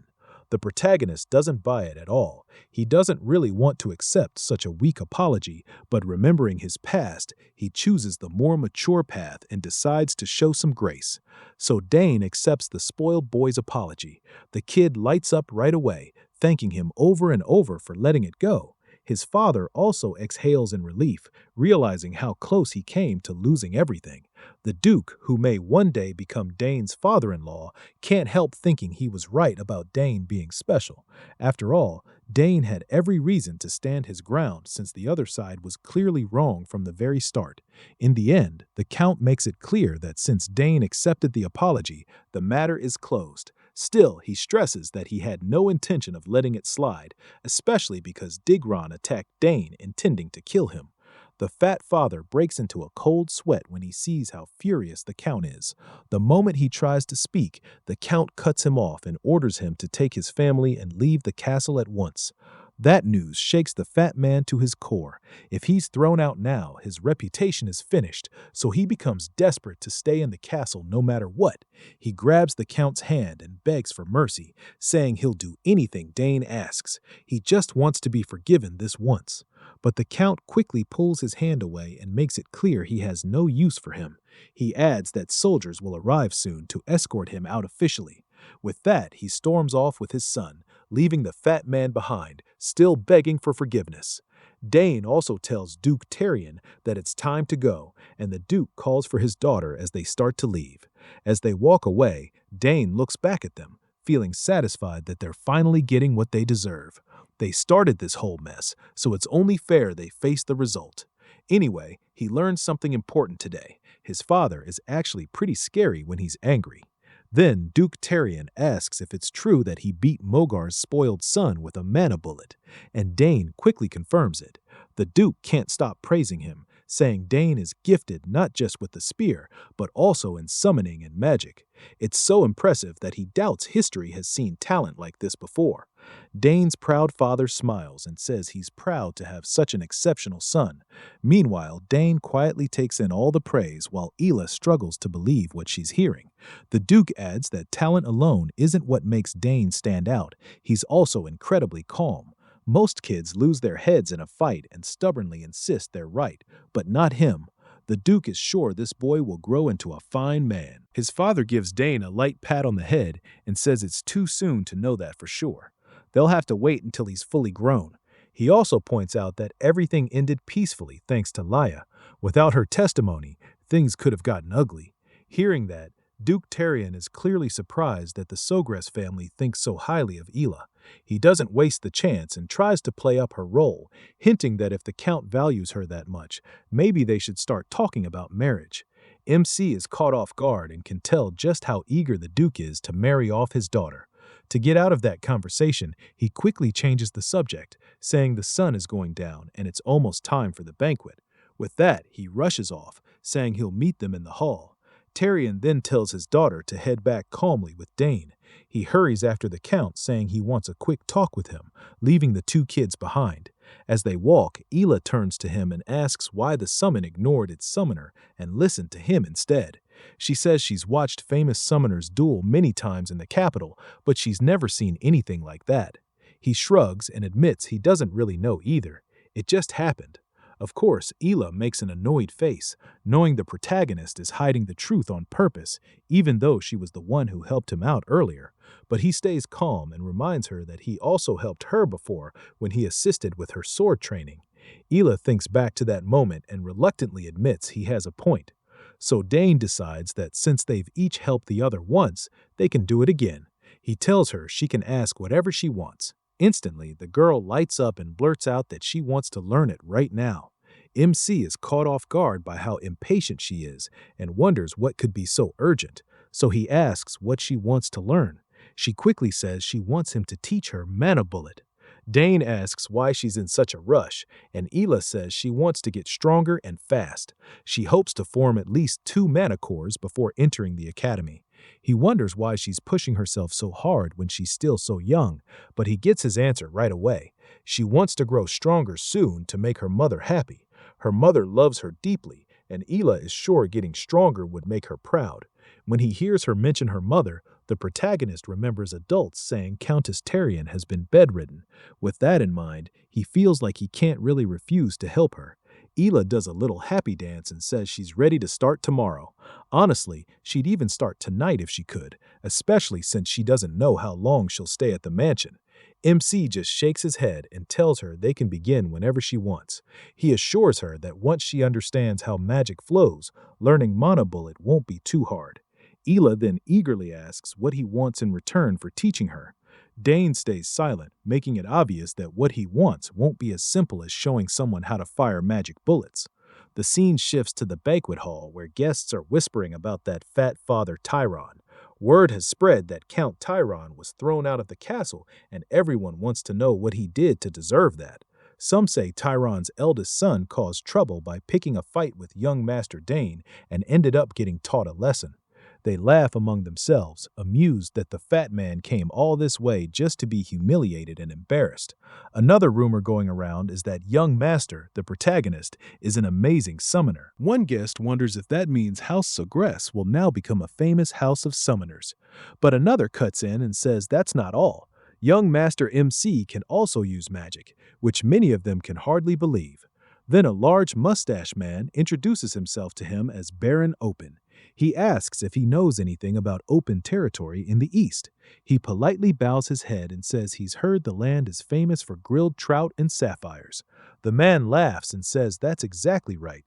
He proudly adds that House Open's trout and sapphires are the best on the continent. Then he nudges his daughter forward, saying he almost forgot to introduce her. The girl steps up and introduces herself as Sylvia Open. She politely greets Dane, who is clearly surprised and awkwardly returns the greeting with his own name. I have no idea why he's so nervous around her, but we're about to find out. She moves right up to him with a mischievous look and whispers that she heard he's the one who will inherit House Segress in the future. Dane gives an unsure reply, and Sylvia excitedly tells him to stop pretending he doesn't know. She says she's heard he's talented in many ways, then bluntly adds that she'll be under his care from now on, especially since they might become family one day. And there it is. His nervousness makes perfect sense. This girl is unbelievably direct and doesn't hesitate for a second. Right then, Ela walks in while Sylvia is still in the middle of holding hands with MC. Not surprisingly, Sylvia is startled the moment she sees a possible rival, while Ela shoots him a sharp look and demands to know who this lady is. Sylvia recognizes Ela right away and warmly greets her, introducing herself as the Baron's eldest daughter, Open. Ela tries to answer politely, but the anger on her face makes it obvious she's far from pleased, even as she says it's nice to meet Sylvia. The two girls trade smiles that might as well be trying to kill each other. Watching them reminds Dane of an old memory, and he can tell they're both completely ready to fight. Before long, Ela grabs his hand and says she's borrowing him for now because they already had plans. She gives him a hard stare and asks if he remembers. Of course, poor the protagonist has no clue what she means, but he agrees anyway, apologizes to Sylvia, and says they can talk later. Sylvia forces a smile and tells him they definitely will talk again later. As Ela pulls Dane away, Sylvia can't help feeling annoyed that this girl just snatched him from her. Ela, on the other hand, is still far from calm. She's completely irritated by that girl's nerve, acting like she could take MC away from her. MC just stands there stunned under Ela's fierce gaze. He can't help thinking that even the beloved daughter of the Duke, the second most powerful man in the capital after the Emperor, somehow can't match the young lady from the Eastern Barony.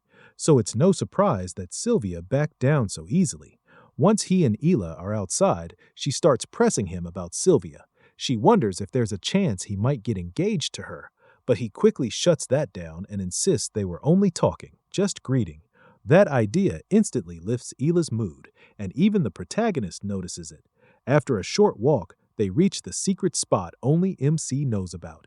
He's sure nobody will bother them here. The moment they step into the hidden place, Ela lights up and does a little happy dance, thrilled by it. She's also glad no one will know if they do anything there. Dane agrees. It really is a great place to train. But before they start, he asks if she's ever felt mana before. Ela says she has a little, but not enough to form a mana core. She adds that she tried absorbing mana through breathing. That tells him she still hasn't reached the emission stage. He learned to sense mana naturally on the battlefield, so he's surprised a noble house taught her even this much. So he starts with the basics and tells her the first step is feeling the mana she absorbs. Ela looks confused, and the protagonist explains that if she wants to release mana, she first has to control the mana inside her. The key is imagination. He tells her to close her eyes and picture the mana spinning inside her. After a moment, she tries, but nothing happens. From her face, Dane can tell she didn't really get it. Ela gives it another shot, but again, nothing happens. Frustrated, she asks MC why it still isn't working. He calms her down, saying that's normal for a first try, and tells her to focus again. Meanwhile, Count Dane is secretly watching the two kids. He can't help feeling proud that his son is already teaching someone at such a young age. To him, it really feels like he has grown up. Then Duke Tyrion suddenly sneaks up beside him and asks what the hell he's doing there. The question nearly stops the Count's heart. The Duke quickly tells him not to panic and asks if he's spying on two lovebirds enjoying time alone. Count Dane raises a brow, asks what he means by lovebirds and wants to know how he even found him. The Duke laughs, saying the Count did a terrible job hiding, especially for the husband of the Empire's legendary assassin. Count Sogress has no idea how to respond after getting caught spying. The Duke teases him, saying if the lord of the castle goes around snooping on people, others will start talking.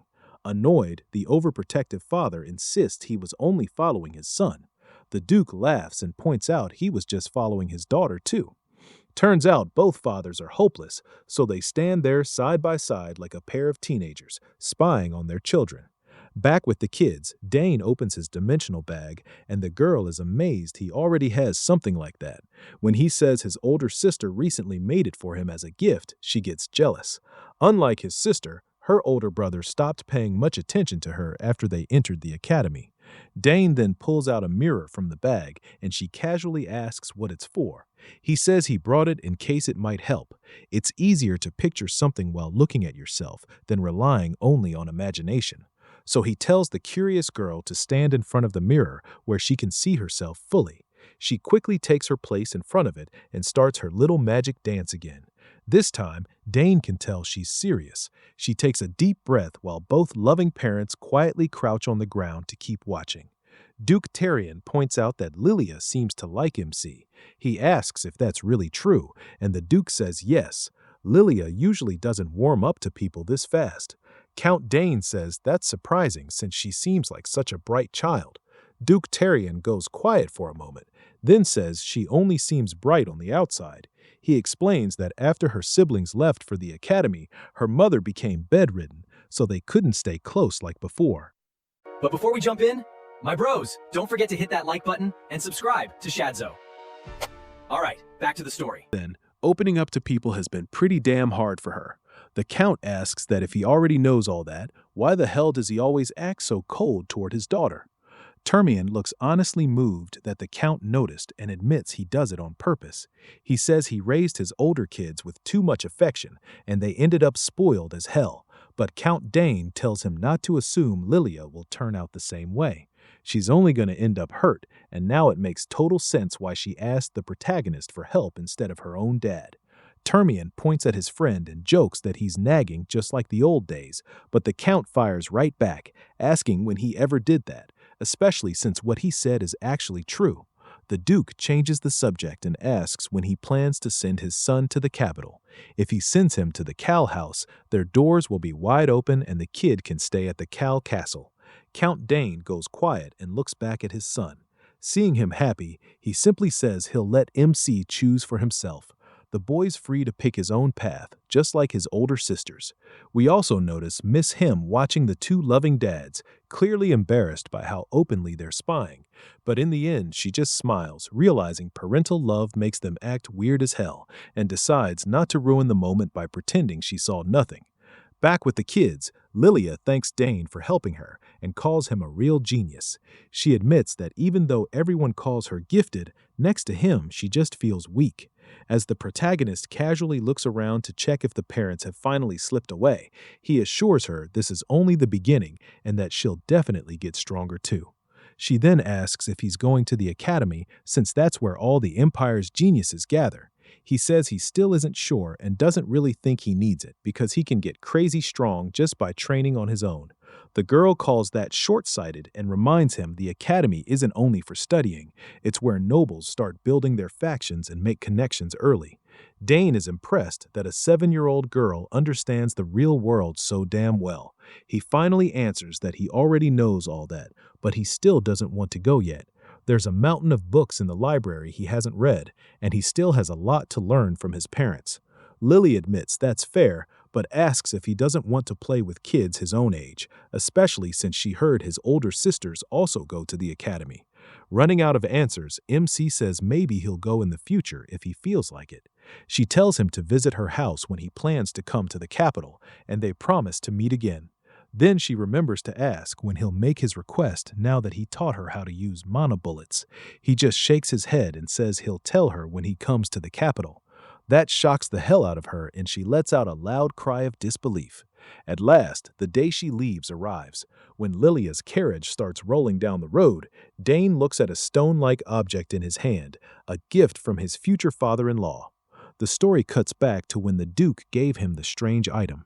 When he asked what it was, the man said it was a birthday gift and hoped he'd like it.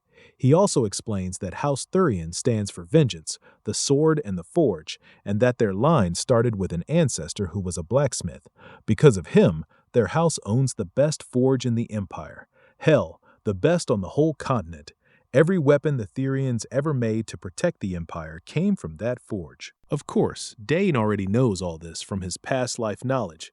Every kind of ore in the world can be found there, and all sorts of weapons and mystical artifacts get made in the greatest damn forge on the continent.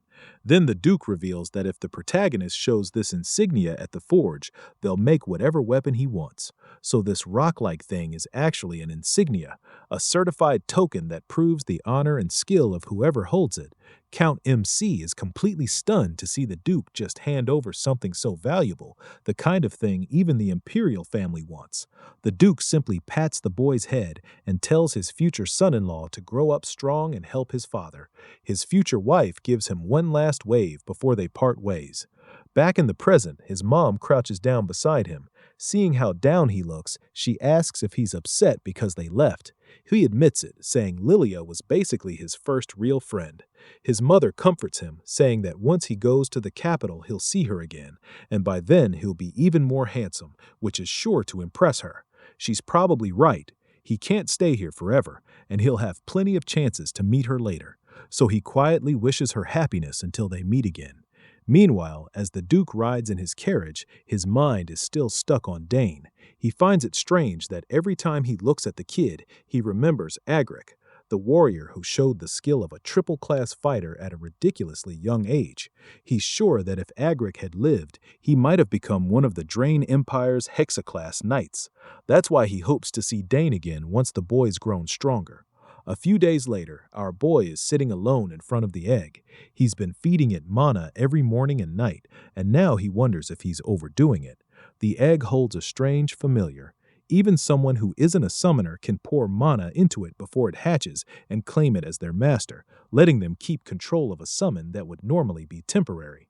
Still, he knows his mana has to match the familiar, and there are probably other tough conditions he hasn't met yet. He's heard that some eggs never hatch at all because those conditions never get fulfilled, so he really hopes this one isn't like that. Even after changing the flow and strength of his mana, nothing happens. After pushing himself hard one more time, he sets the egg back down, thinking he was being greedy to expect results so fast. Then the butler shows up at the door and asks if Danny is ready. Right then, the egg reacts and starts making noises. Danny rushes over to it. Yeah, he really did hear something. The butler hurries in too, asking what the hell that sound was. Danny tells him to wait while he checks the egg first, but once again he ends up disappointed and realizes he got excited for nothing. He can't feel any change at all. When the butler asks if the egg reacted, Danny just says no, it was probably just his imagination. Once he gets to the training hall, he starts by practicing swordsmanship. After seeing those flawless moves, the butler lights up. He even claps and asks when Danny learned to use a sword. Danny brushes it off, saying he just wanted to swing it a little. The butler keeps praising him, calling him a genius who's talented with the sword too. Looking at the blade, Danny thinks about how fun it was to learn a new weapon like the spear, but he also missed using a sword. His father watched him too closely for that, so he's glad he hasn't lost his touch. The butler quickly goes to get snacks and comes back with a full tray, telling Danny to eat something before training again. Meanwhile, we move to Count Dane just staring out the window, completely lost in thought. He's been a little worn out from putting this banquet together every year, but at least it showed him that a lot of nobles are keeping an eye on the South. Most of them want a good relationship with him now, which is a nice change. Since the war ended, the South's had great weather and all the comforts nobles can't resist, so maybe that interest should have been obvious. Even so, it's nothing compared to the attention Danny's getting. The trouble with Count Tamun's eldest son went way beyond Dane's expectations, yet Danny handled it calmly and like a damn adult. He laid everything out clearly for the grown-ups and then confidently showed off his talent. He can't help thinking his son is way too mature for his age. Sometimes he wishes Danny would act a little more like other kids and just relax a bit. As training time gets close, he heads to the training hall. He takes the legendary spear Dragontail, planning to let Danny hold it today. But the second he steps in with the spear, he freezes when he sees Danny wielding a sword.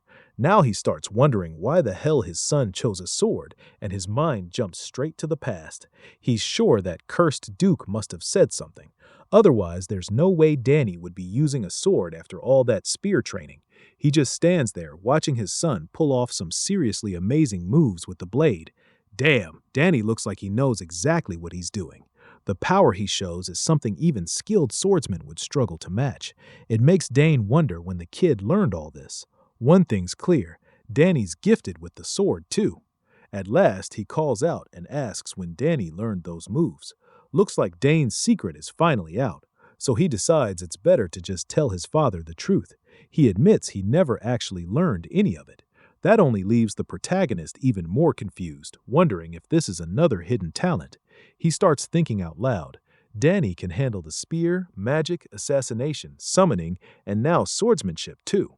Then he adds that if it were anyone else, he'd never believe a child could be talented in all those fields. So he asks Danny if he's curious about the world beyond these walls. Danny looks confused, unsure what his father means.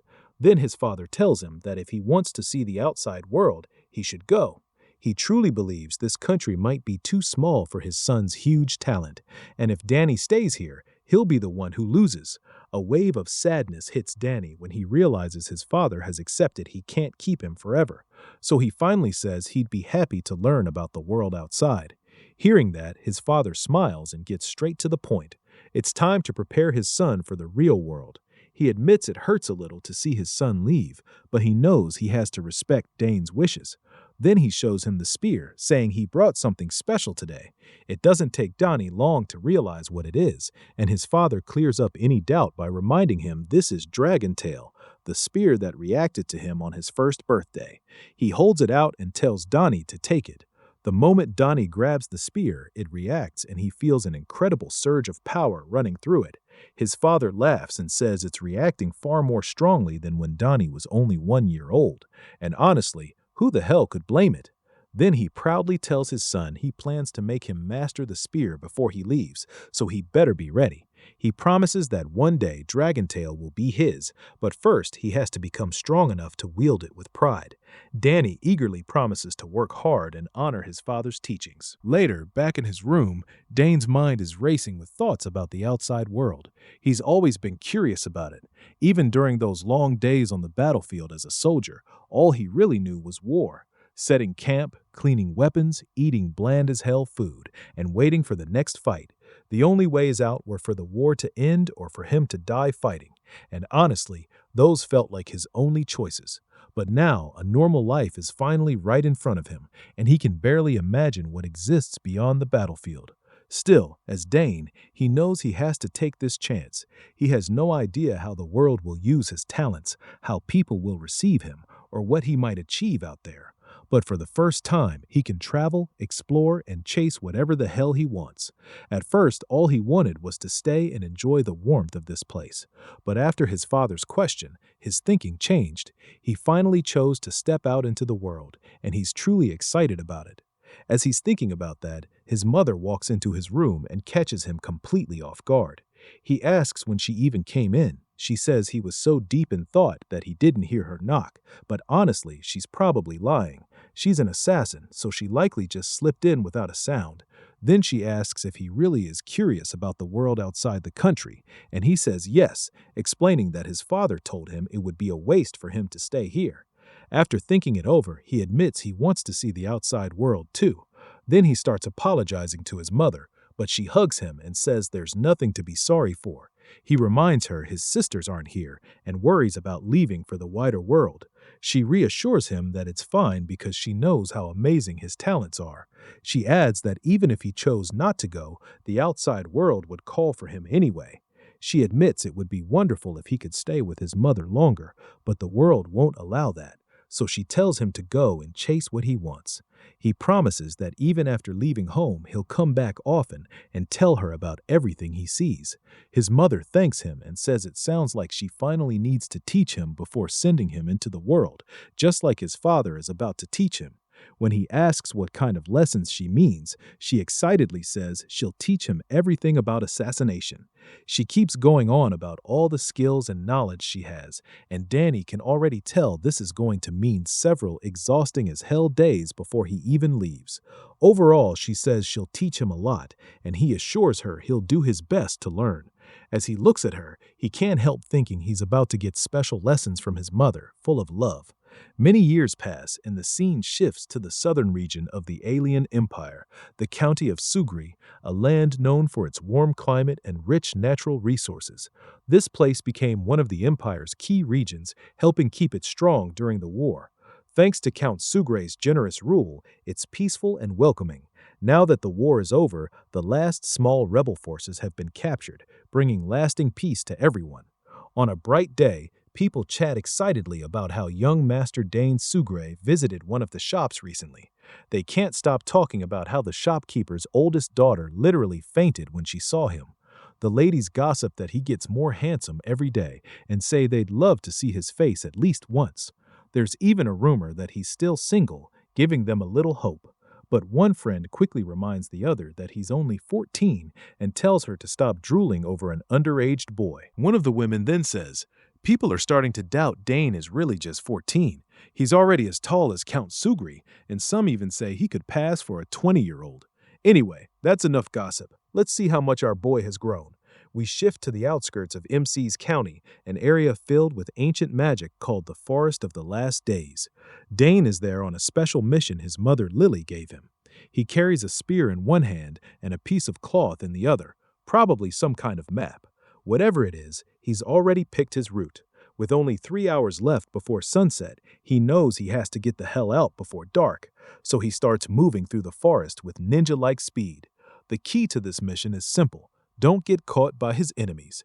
Dane has to avoid the traps and nests his mother set while making it through a forest packed with danger. After moving for a while, he finally lands on the ground. He takes a deep breath, pulls in the air and energy around him for a moment, then lets it out again. Once he blends into his surroundings and focuses on staying hidden, he starts noticing traps all around him. Thin, nearly invisible wires stretched across the area. He knows every trap will go off the second he touches them. Wires. It's a basic setup, but that's what makes it so damn dangerous. Luckily, this one looks manageable. Then, rat-like monsters rush into the clearing, and the second they spot Dane, they waste no time charging him. There's a whole pack, and he clearly didn't expect them here. Even worse, they're all coming straight at him fast. Before they hit the wires and trigger the traps, he has to deal with them quickly. But if he slips and touches a trap himself, things could get even worse. Still, there's no time to waste. He has to move. Dane breaks into a run, and the moment the rats trigger the traps, sharp needles shoot in from every direction, skewering the unlucky beasts caught in the cross pattern. So that was his plan all along, lead them into the trap. He's glad it worked and saved him the trouble of fighting them himself. But then he spots one rat that's still alive. As he closes the gap, the monster leaps right at him. Dane keeps fighting the last of the house beasts, and the rodent is almost as fast as he is. The giant rat suddenly stops and turns for another attack. This time it uses range, spitting a strange substance from its mouth. Dane quickly reads the situation. He doesn't know what the hell it is, but that spit definitely looks dangerous. He spins his spear and knocks the attack away. Gritting his teeth, he realizes he can't waste any more time on this tough rat. Blocking will only slow him down, so now it's time to strike back. A blue aura gathers around his body as he locks onto the target. Then, with a burst of blinding moves, he shows off his incredible spear skill.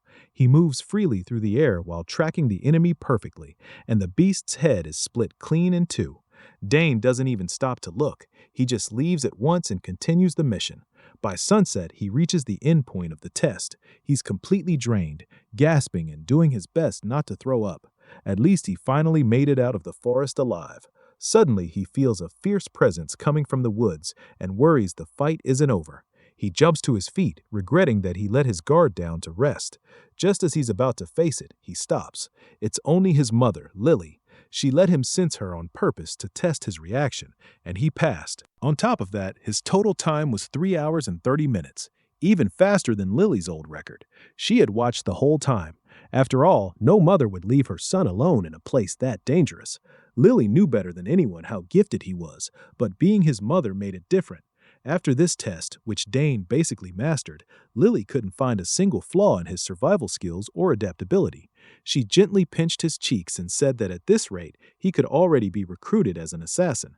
To celebrate his successful run, Lily brought out her most treasured possession as the Empire's greatest assassin, her dagger. She felt it suited her son better now. From this moment on, Dane would be the owner of Nightorn. With a bright smile, Lily handed the legendary weapon to him since she had no more use for it anyway. Nightorn was forged from the mysterious etrial ore, a material that can take on the properties of any object. If he wanted, he could use it to store every poison in the world, mixing and absorbing them for his own use. The protagonist sincerely thanked his mother for such a precious gift and promised to take good care of Nightorn. That also marked the end of his assassin training with Lily.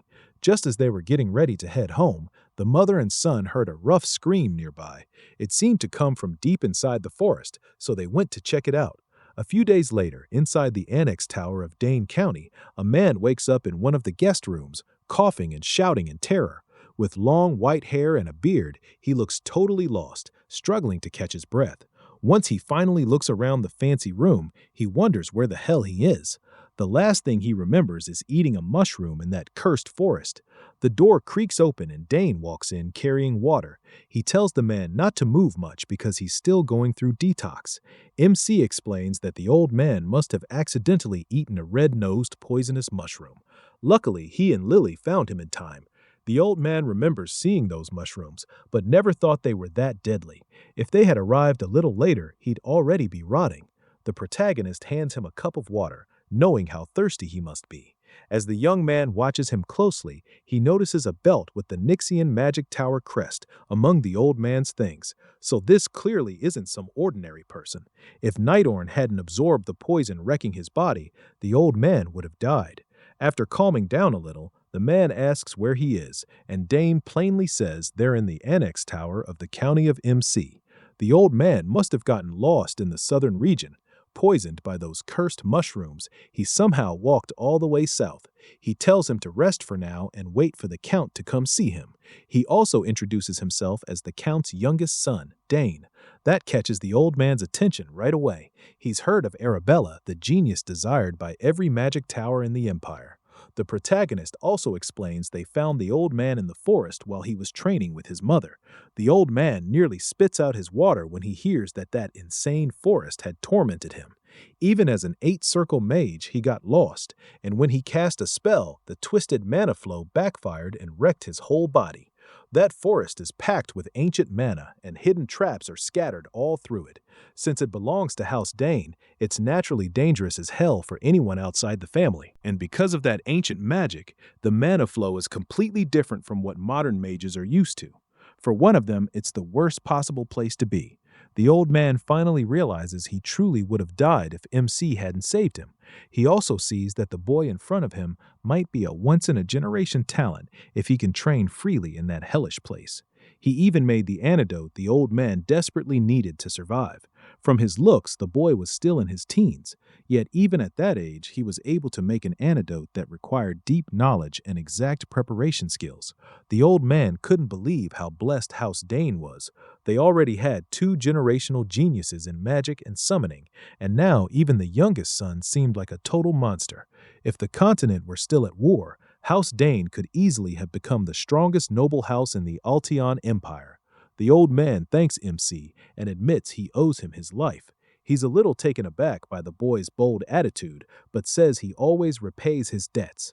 First, he introduces himself properly. This old man is Sidon Gauss, the former head of the Nixian Magic Tower. Proud of his name and rank, he tells Dane to ask for whatever he wants. Dane only smiles at that show of modesty. He can tell this wandering old mage is the type who keeps everything he owns in a subspace. Sidon is thrown off by how calm the protagonist stays after hearing his title. Most people would be shocked or nervous as hell in front of a tower master, but the boy doesn't flinch at all. Trying to recover his dignity, Cedric urges him again to ask for anything. Dane pauses for a second, seeming to think over his next words. Cedrin smiles, expecting a chance to prove how dependable he is, but MC simply says he needs more time to think about his reward. He never gives Cedric the satisfaction of feeling important, and in the end, MC turns to the door and wishes the great mage a quick recovery, telling him to get some more rest. Once the boy finally leaves the room, Cedric just sits there on the bed, stunned by his indifference. No one had ever treated Sidon like he was just some regular mage. The old man starts thinking he might leave after only a day or two. But not this time. He had just met an interesting kid in the South, and now he wanted to learn more about him. Dane casually told Herman who Sidon was, and the attendant excitedly explained that 8 circle mages sit at the very top, the best of the best. That meant someone with huge power now owed him a favor. Magic towers, after all, work like independent powers on this continent, almost like sovereign nations. So Cedric was an incredibly important person. Even so, it was strange that the head of a magic tower had been wandering through that forest. Then again, this was no normal forest. Mages treat it as forbidden ground and call it the Forest of Last Days. Just hearing that name tells you regular people should never go near it. Dane looked at the sword in his hand and told Herman to get him a new one. The ones he had been using were already too short and too light for him. Luckily, they had plenty of weapons from the war trophies the Count brought back. By tomorrow, the protagonist could start training with a proper long sword. For now, he would finish training with the lighter blade. Then he remembered the crest Duke Termin had given him, a free pass to forge any weapon he wanted. 7 years had passed since then. Looking back, Dane remembered those days fondly. If he ever went to the capital, his first stop would definitely be the Duke's land. After training, MC met his father outside the hall. He had thought his father still had business away from the castle, but to his surprise, he came back early. Things had wrapped up faster than expected, so the Count rushed home to check on the head of the magic tower recovering in a guest room. He hoped Cedric Goss could help Arabella. After all, she would need a strong teacher. Dane had thought the same thing. Maybe the tower master could guide his sister, but he wasn't sure the old man could handle her attitude. He had heard Arabella once punched a senior for being annoying as hell. Either way, Count Hez praised his son for saving a life. Sure, he had only done what needed to be done, but it was still something not everyone could pull off. The protagonist had truly grown into an amazing young man. As the years passed, it got harder and harder for Count Dane Cess to even catch a glimpse of his daughters. Arabella had finished her extended term and was choosing a magic tower, while Claire had become an assistant professor. That's the price of having exceptional kids. Of course, Claire and Arabella were outstanding on their own, but the Count also had big hopes for his only son. He often wondered how the world would deal with a man carrying so many gifts. The Count looked forward to the day his rival, Balt Turian, would see how far Dane had come. It had been years since he was reborn as the son of House MC Sogres, yet the thought of crossing swords with Duke Turian still fired him up. Anyway, he also wondered how Ela was doing in the capital. Her last letter had come maybe a year ago. He was looking forward to seeing what she had been up to once he reached the capital. A few days later, Cedric complained he was going crazy in the guest room. He still hadn't fully recovered. The doctor told him not to go far and strictly banned him from using magic. His mana backlash still hadn't been cleared, and the poison in his body wasn't fully gone either. He needed more time to rest. Cedrin didn't have much choice. He hadn't been unable to use magic in a long time, so this was at least a change of pace. Still, staying locked up all day was too much, so he left the room even though he didn't know the annex. The doctor worried the old man would cause trouble, and that he'd be the one dealing with it. In just a few days, the maids had already started rumors about the strange old guest. People say mages are either geniuses or crazy. Some servants saw Cedric walking up and down the annex stairs over and over, and now he was spending hours just staring at the flowers in the garden. They had heard he was supposed to be a mighty mage, but to them he just looked like a weird old man. They even worried about young Arabella. Cedric, meanwhile, was completely charmed by the beautifully made garden on the estate. He never would have guessed it had been arranged with such amazing magical skill. Dane walked up to the old man. He had searched all over before finally finding Cedric in the garden. Cedric clearly didn't enjoy being stuck in a strange place until he was fully healed, but everyone was only trying to help him. Even so, the area really was a nice place to rest and recover. He could see why so many nobles came south during vacation season. Dane loved the south, so it was a shame he would be leaving soon. Curious, Cedric asked the boy where he was headed. The protagonist casually said he would soon be going to the capital, and Cedric assumed he was bound for the academy. After all, both of his sisters were already well known there. While the daughters of House MC Sagres were famous for their incredible talent, Cedric was even more curious about MC's gift. So he poured mana into his eyes and decided to check for himself. Inside the boy's body was a raging wave of raw power. Cedric's eyes widened. He had never seen mana this dense. The boy's power was on a whole other level. If other geniuses his age were streams, Dane was a rushing torrent tearing through everything in its path. Normally, that much power in someone so young would be unstable and ready to explode, but not here. He quickly noticed the old man inspecting his mana without permission and called it rude as hell. Cedric awkwardly stopped and praised him for catching it. He apologized and admitted it may have been thoughtless. Inside, though, he still couldn't understand how Dane kept such wild power under control. In all his years as an archmage, the boy was a one-of-a-kind case. Confused by the old man's reaction, the protagonist wondered what he had seen. Cedric had been so focused on the amount and density of MC's mana that he only now realized the boy didn't have a magic circle. With that much mana forming, one should have been easy. The old man's face twisted in horror as he realized what must have happened. Looking closer at his heart, Cedric saw 2 mana cores.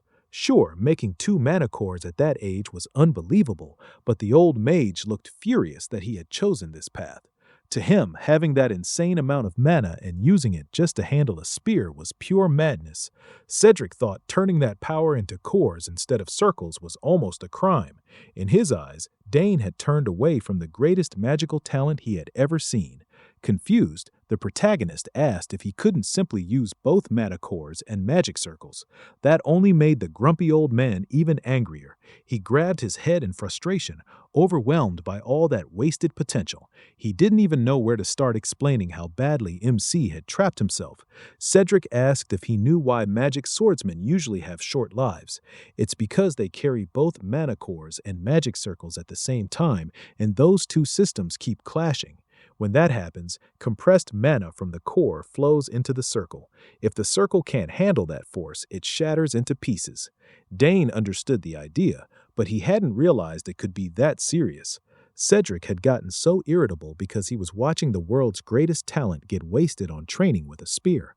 Worried, he asked if that meant magic was impossible for him.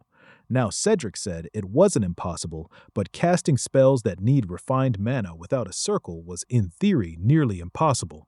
On top of that, many had tried this path, and every case Cedric had personally seen ended in failure. Even so, the protagonist wasn't discouraged. He had never really tried it properly before. He just felt he could cast spells without refining mana through a magic circle. Cedric thought the boy had lost his damn mind. Dane didn't waste time. He used what he already knew and started reshaping a magic code. After adjusting the runes and the mana in the air, everything came together smoothly. Once the code was rearranged, he produced a fire spell with a strong blast. Every doubt in his mind vanished the moment it worked. It was only a basic one-circle spell, but he had cast magic without a magic circle. Cedric's jaw dropped. Common sense said someone without a magic circle shouldn't be able to cast spells. In all his years leading the Nixian magic tower, he had never seen anything like it. Dane kept going, changing the code again and creating a mana barrier around his body. He explained that Arabella had discovered his high affinity for magic, and he wondered if that was why he could do impossible things with mana. Maybe that was part of it, but what he was doing went far beyond theory. Cedric Goss had stood at the top of the magic world for a long time. This was the first time he felt what ordinary people feel when they face true monsters of talent. He was watching an inborn gift that could shake the world. Meanwhile, Dane was just amused that the spells had actually worked. The old archmage's knees trembled with excitement. MC had unmatched mana affinity and power, purer and denser than anyone else in the world. The boy was truly extraordinary. A once-in-a-lifetime genius. Cedric couldn't hold back anymore. Right away, he asked him if he wanted to become his personal disciple. The old man pushed hard, trying to convince Dane to accept his teaching because letting that kind of talent go unused would be a loss for the whole damn world. The protagonist was starting to get tired of his persistence when Cedric asked if he knew any two-circle spells. The boy had never learned two-circle magic codes, so he couldn't cast a higher-level spell. Cedric laughed and bragged that if MC became his student, he'd be casting 8 circle spells before long. Even so, MC politely turned him down. Cedric's patience was running out when Agric stepped in and laughed at how close the Archmage was getting to his son. When asked what they were talking about, Agric honestly said the old man kept trying to make Dane his disciple, even after being refused several times. At least Cedric knew how to act in front of the head of the house, praising his potential to become a great mage someday. He stressed that the protagonist's future was brighter than anyone could imagine since he could already use circle-level magic without a circle. As a true warrior, Count Agric understood just how unbelievable that was. At this point, the Count had almost stopped being shocked by his son's inhuman feats. Dane didn't even know the basics of spells, yet he could cast them naturally. The Count also praised the former head of the Magic Tower for seeing MC's talent right away. But talent wasn't enough of a word. MC was a genius who could truly become an unmatched magic lancer. The moment Count Agric heard that, he pictured his son giving up the spear and taking up a sword. His good mood vanished, and the anger in the room was obvious. The title of Magic Swordsman clearly did not sit well with Agric. Dane shivered when Sidon said the one word that should never be spoken in front of his father. Not noticing the mood at all, Sidon kept pushing the idea of him becoming a magic swordsman. He even promised to take full responsibility and turn the boy into the strongest fighter in the Empire. By the time he noticed the Count's expression, it was already too late. Count Agric shouted at the top of his lungs that his son would never become a magic swordsman. Sidon argued that sword and magic were a perfect match for a genius fit for both, but Agric kept yelling that his boy would not become a magic swordsman. If anything, he'd become a magic lancer. Sidon finally understood what the real problem was. Dane just stayed as quiet as possible while his father calmed down. Poor Sid had never met a family as strange as the Scress family. For a mage, taking on a disciple carries huge meaning. Powerful mages usually choose their successors through a rite called inheritance. It's a tradition that goes back to ancient times, even long after formal magic education became common. What Sidding wanted was not just a disciple, but someone to inherit his life's work and the legacy before it. The fact that an 8-circle archmage was still this desperate to recruit him gave Dane a lot more confidence in his own talent and future. He could feel a strange new emotion stirring inside him. Now that he understood the basics of magic, he remembered a gift Arabella had left him years ago, a crystal ball he could use if he wanted to see his sister. Right now, getting Arabella's opinion sounded pretty helpful. Dane took out the crystal ball and poured mana into it. He called Arabella telepathically while she was studying in the academy library. When she finally recognized his voice, she was stunned. Arabella dropped what she was doing and smiled, happy that her little brother had contacted her. As expected, even Arabella was shocked to hear that the protagonist had used a 1-circle spell without a magic circle. She already knew his mana affinity was absurdly high, but not to this level. Since the circle mainly purifies and moves mana, she guessed Dane's mana might already be pure enough to use as it is. To test that, Arabella wanted to send a mana stone to the device in MC's room and check the purity of his mana. It was lucky he had Arabella to help with things like this. She was already a well-known 6-circle mage, and her support was deeply reassuring. Arabella believed that since the protagonist could already use circle-level magic, drawing attention at the academy would be unavoidable, even though that was the last thing he wanted. Still, there was no stopping it. Talent always draws eyes, but Arabella promised she'd crush anyone who tried to bully her little brother.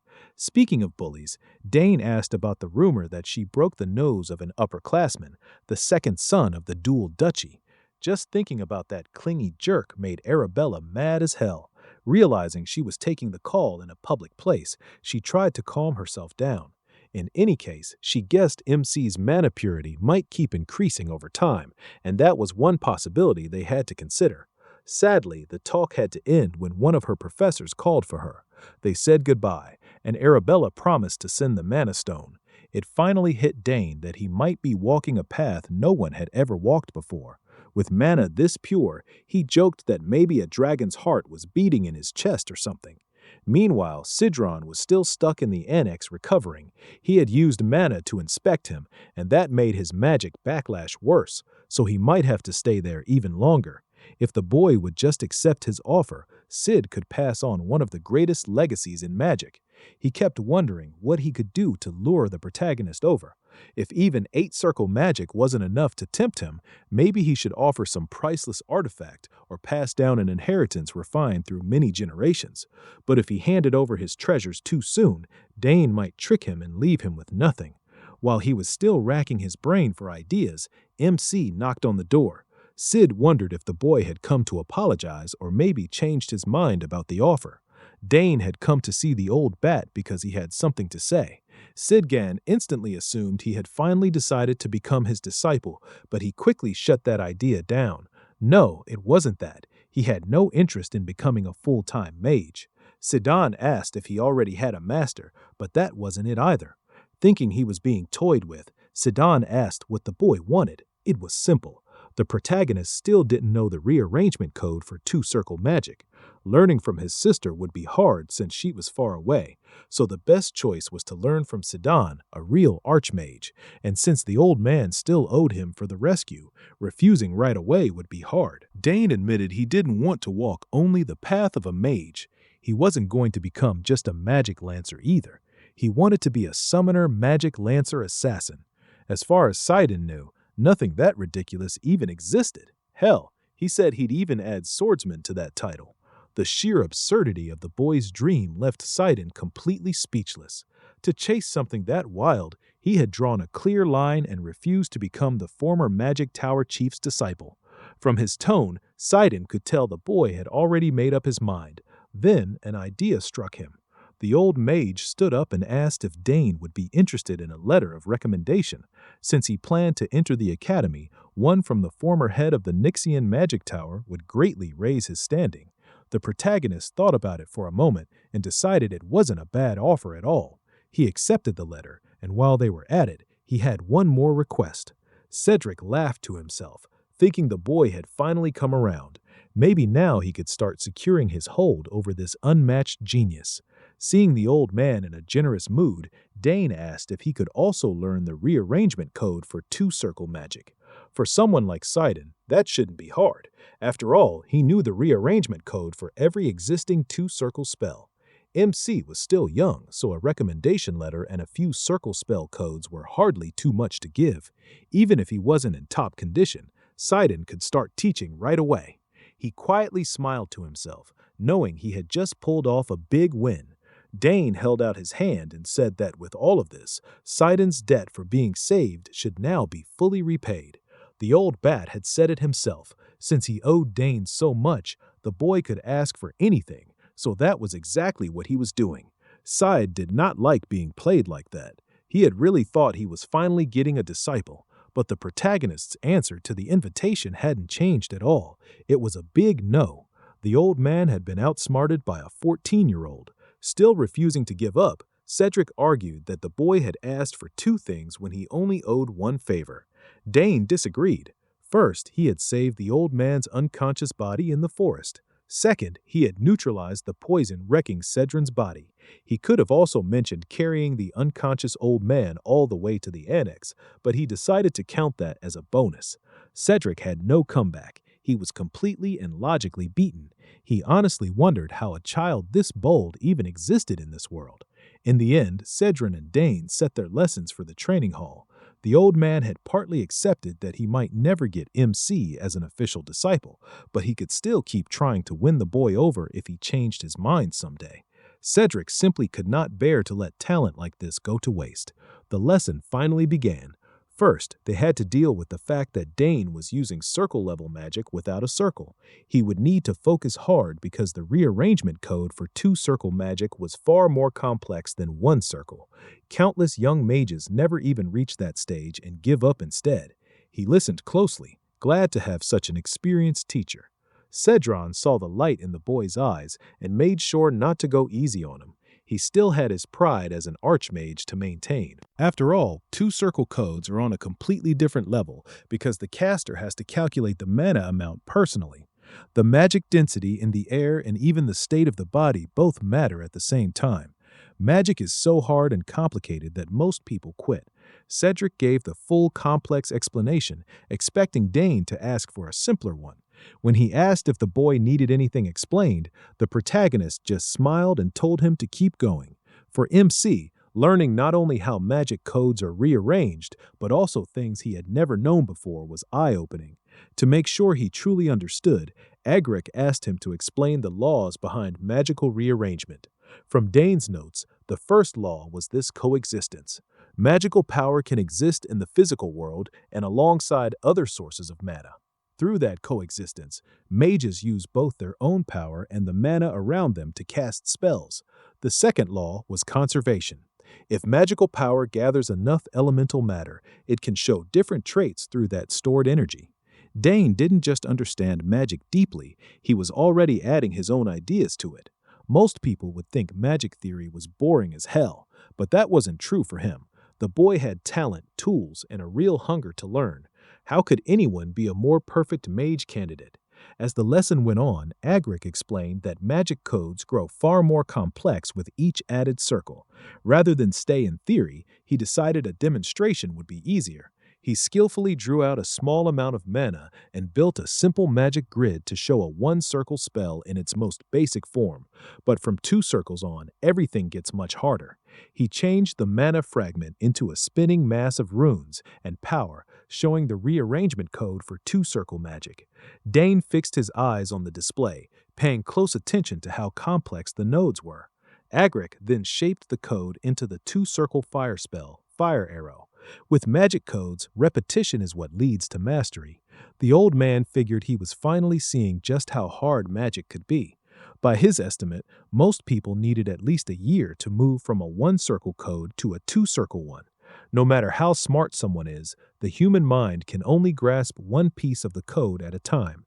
Agric thought he could guide Dane's progress over about a week, teaching him the method step by step for mastering two-circle codes. But the protagonist already wanted to try, and Agric allowed it, expecting the boy to fail badly. But the moment MC began drawing mana out of his body to make the first code, Agric felt like he was watching a master at work. The boy focused and used his hands to shape the pure mana spinning in the air. Soon he formed the same grid Agric had shown as the basic structure of a circle code. The lines had exact length and width made with scary precision, and the old man was stunned. Dane could have stopped there and still been called a genius. But where's the fun in that? Instead, he broke apart the mana grid and slowly turned it into a swirl of mana in the air. Agric was speechless when he saw a perfect copy of the two-circle rearrangement code he had demonstrated just once. Asked how he did it so fast, he simply said he copied it by watching and memorizing the rules and patterns.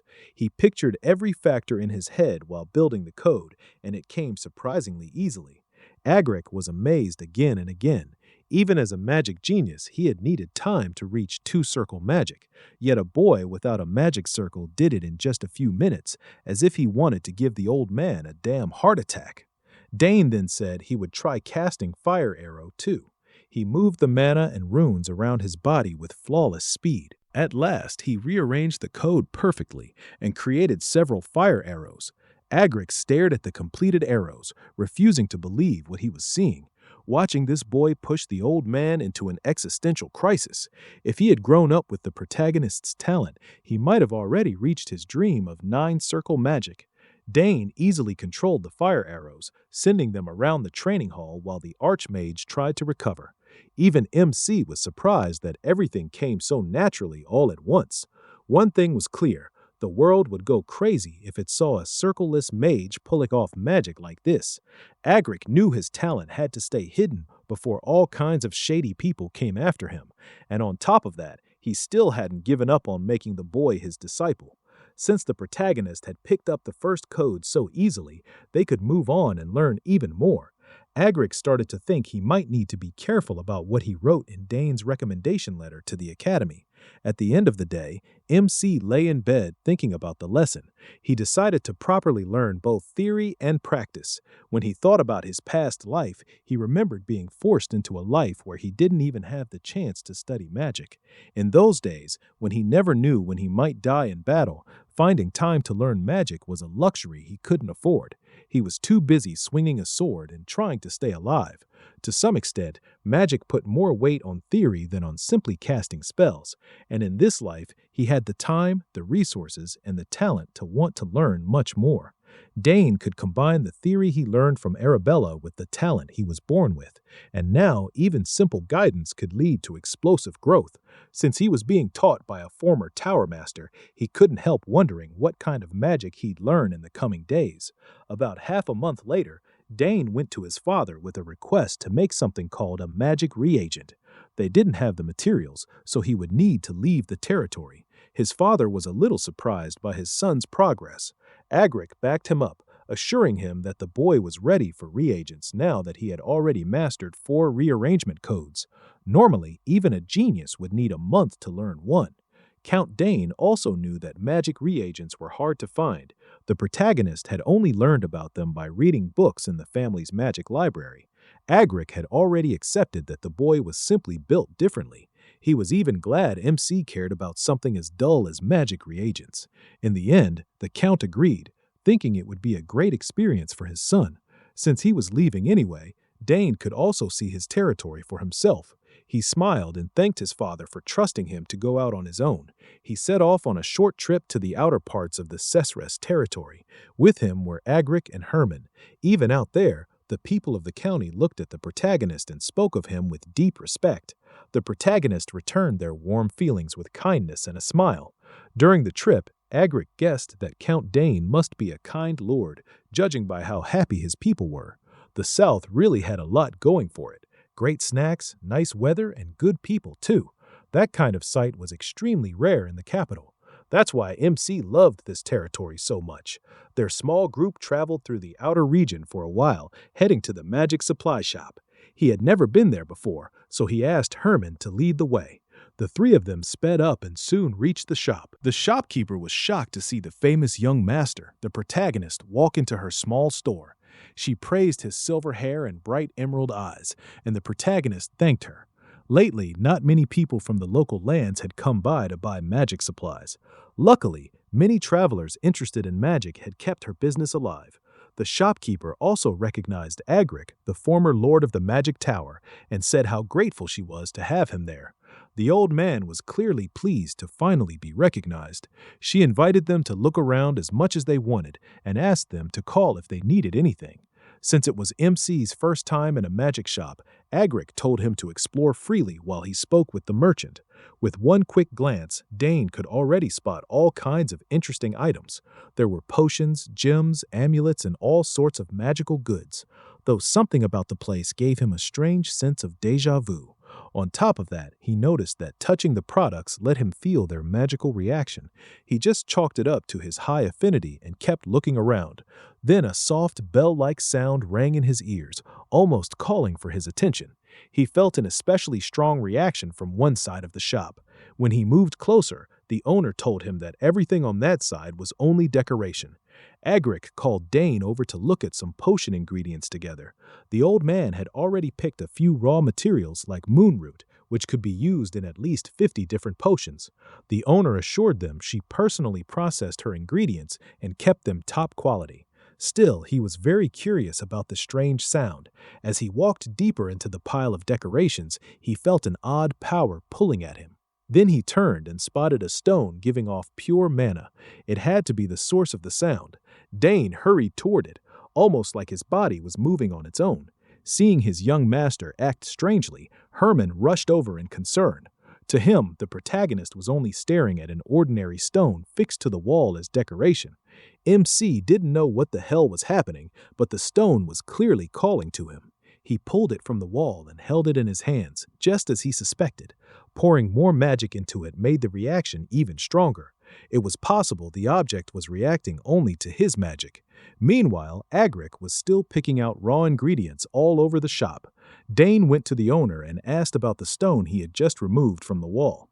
Like she'd said before, it was only decoration. But what kind of decoration gives off a stronger magic reaction than anything else in the store? Agric asked if she had been tricked into buying it, and she admitted that a few years ago a traveling merchant had given her a large package as payment. When she excitedly opened it, she found only that plain stone inside. She still held out hope and asked a mage to appraise it, but it was confirmed to be ordinary. Based on how Dane reacted to it, this clearly wasn't an ordinary stone. The shop owner urged the young master to pay attention to her real stock instead of wasting time on a rock. She tried showing him all kinds of rare magic items, but he was still fixated on the strange stone in his hand. It was the only thing he wanted. She even showed him a scroll card that could read names on its own and store information for records. In the end, the protagonist bought both the scroll and the useless stone. He was sure this wasn't something he could just leave behind. Even Agric couldn't figure out what the boy was thinking. On the way back, the old bat asked if Dane was really into decorations, or if he truly believed the stone had something special about it. Once MC explained that the slab reacted to his magic, Agric didn't dismiss it. He still couldn't see anything unusual, but now he was curious too. Since the streets were crowded, the small group hurried back to the castle. Agric set up a priceless testing device to help Dane learn what the stone really was. He was sure he could judge it properly. A mage had already checked it and found nothing, but Agric proudly said no evaluator was better than his machine. He had poured all his money into this top-level tool for appraisals and believed it could analyze anything placed on it.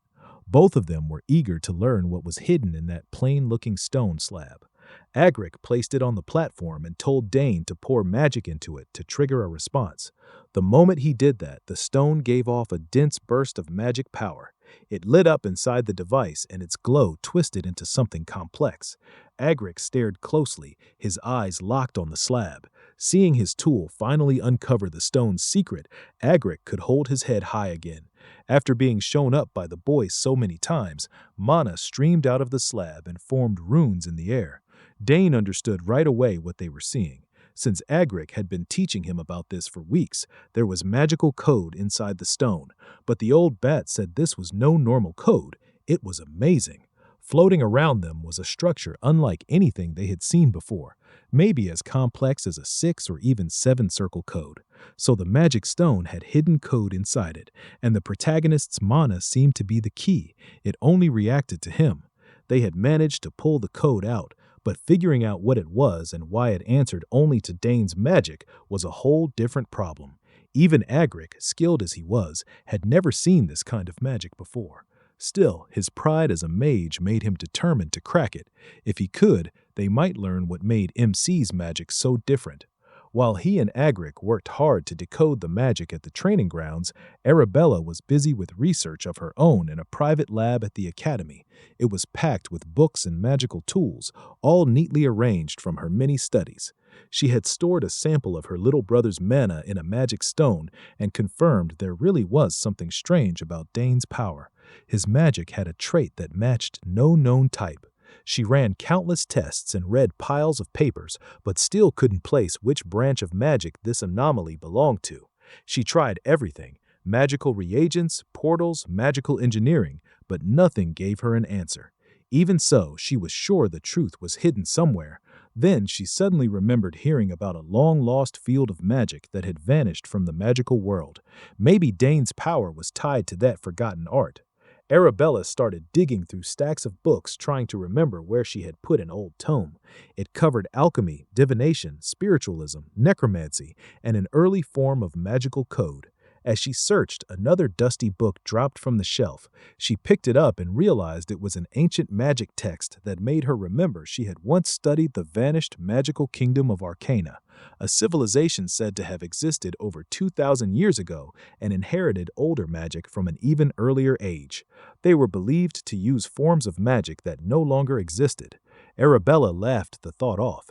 Ancient magic had disappeared long ago, so Dane's power couldn't really be tied to something that old. Still, she had nothing to lose at this point, so she tried something unusual. She placed the crystal holding the protagonist's mana into her magical typewriter and used the ancient magic book as a reference. After a few moments of focus, Arabella opened her eyes in shock. The crystal was reacting.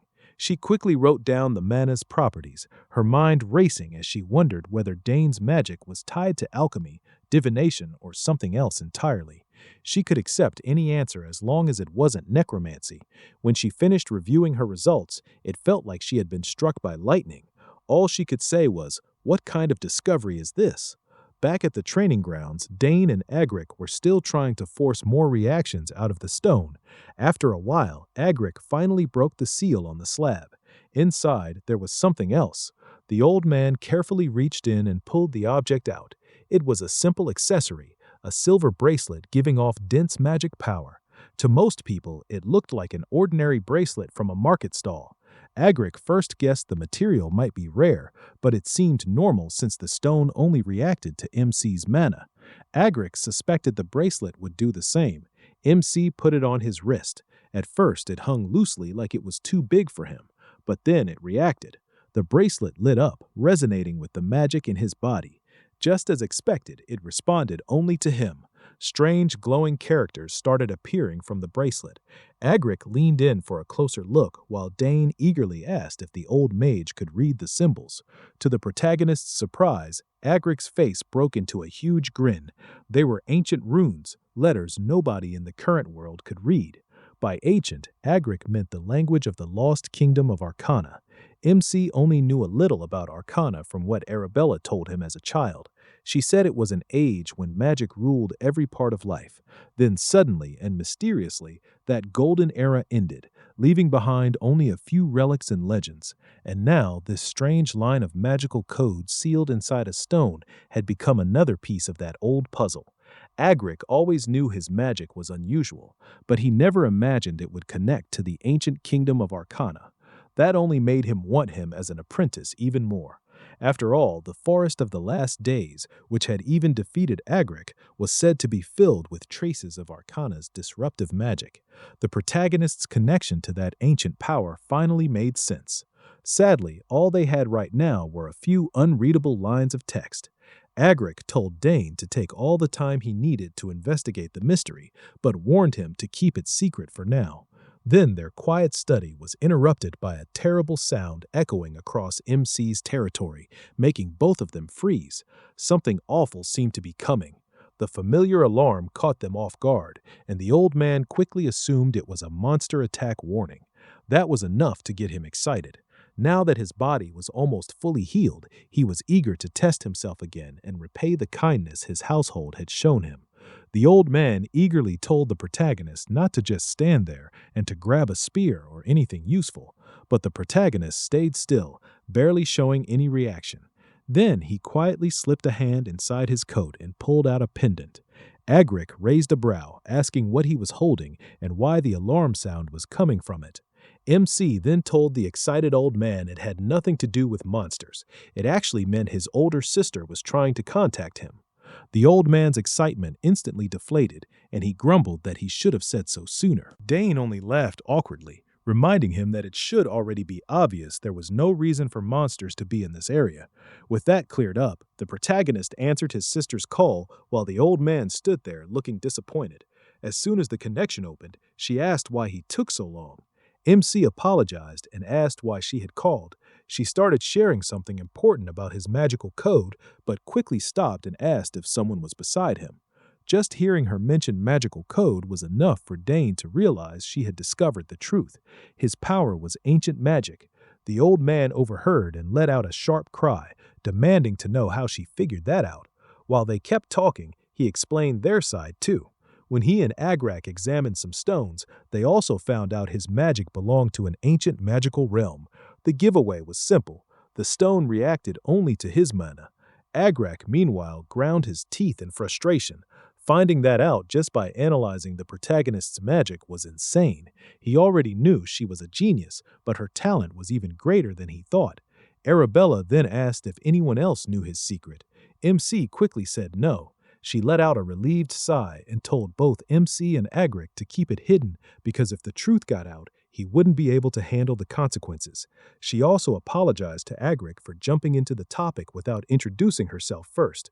The old man only laughed, saying he already knew plenty about her through him, and as for keeping his magic secret, he promised not a single soul would hear about it.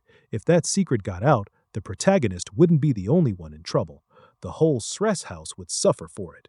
Arabella praised the old man for catching that right away, saying that's exactly what she'd expect from a wise mage. Cedric then asked if this call was being recorded, and she said it wasn't.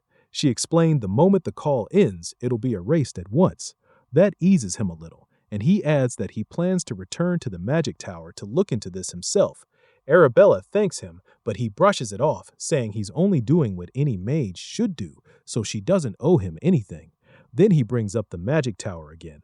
He heard she's been looking for one to join, so he asks if she's decided which one she wants. Arabella instantly catches what he's hinting at and tries to dodge the question, saying she isn't considering Nixian Magic Tower since it doesn't focus on the field she cares about. That annoys the old man all over again. He was already wondering where Dane got his brains from, and now it's obvious his sister is just as sharp. Still, he keeps that to himself and only laughs, saying she doesn't have to join their tower. Anyway, watching this, MC gets a little nervous, especially after how blunt his sister was. Anyway, she ends the topic by saying they can talk about the details later. After a quick exchange of goodbyes, she cuts the connection. Sid remarks that their sister has grown into someone pretty amazing, and Dane agrees, adding that the artifact in front of them was made by her too. He says this compact crystal ball is especially popular with young mages. The old man smiles and admits it's impressive, though the frustration on his face is hard to miss as he says he doesn't need something like that. Once a mage reaches the 8th circle, he says, wasting time chatting isn't something they do. He can tell why he's saying that. If the old man doesn't want a trendy item like this, it probably just means he has no friends. Later, the protagonist tells his parents everything about the ancient magic. His mother looks worried, but his father calmly says that if anyone targets the protagonist, they'll make them pay. His mother agrees right away. When it comes to her son's safety, she won't hold back. Dane feels a little awkward seeing how fiercely protective they are, but he also knows there's nothing safer than being protected by both of them. Then, Agrek says that if he is right, their bloodline may carry ancient magic dormant within it.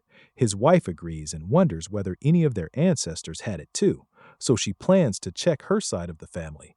It's a pretty interesting idea, and Dane can't help wondering what they might find if both sides of the family look into it. Even if it doesn't matter much to him, it still makes him curious. After that, his mother reminds him he's already gone beyond what this place can offer. If he stays longer, it could slow his growth, so he should start thinking about going to the capital. That mention of the capital catches him off guard, and his parents remind him he has to be at least 14 to enter the academy. Now that he's finally that age, there's no reason to wait. Agrek admits he wanted to keep Dane home for another year or two, but there isn't much left for him to learn here.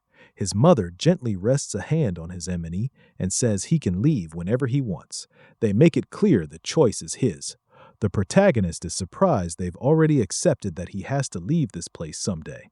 His father says he's sure his son will make him proud and urges him to go use his talent to the fullest.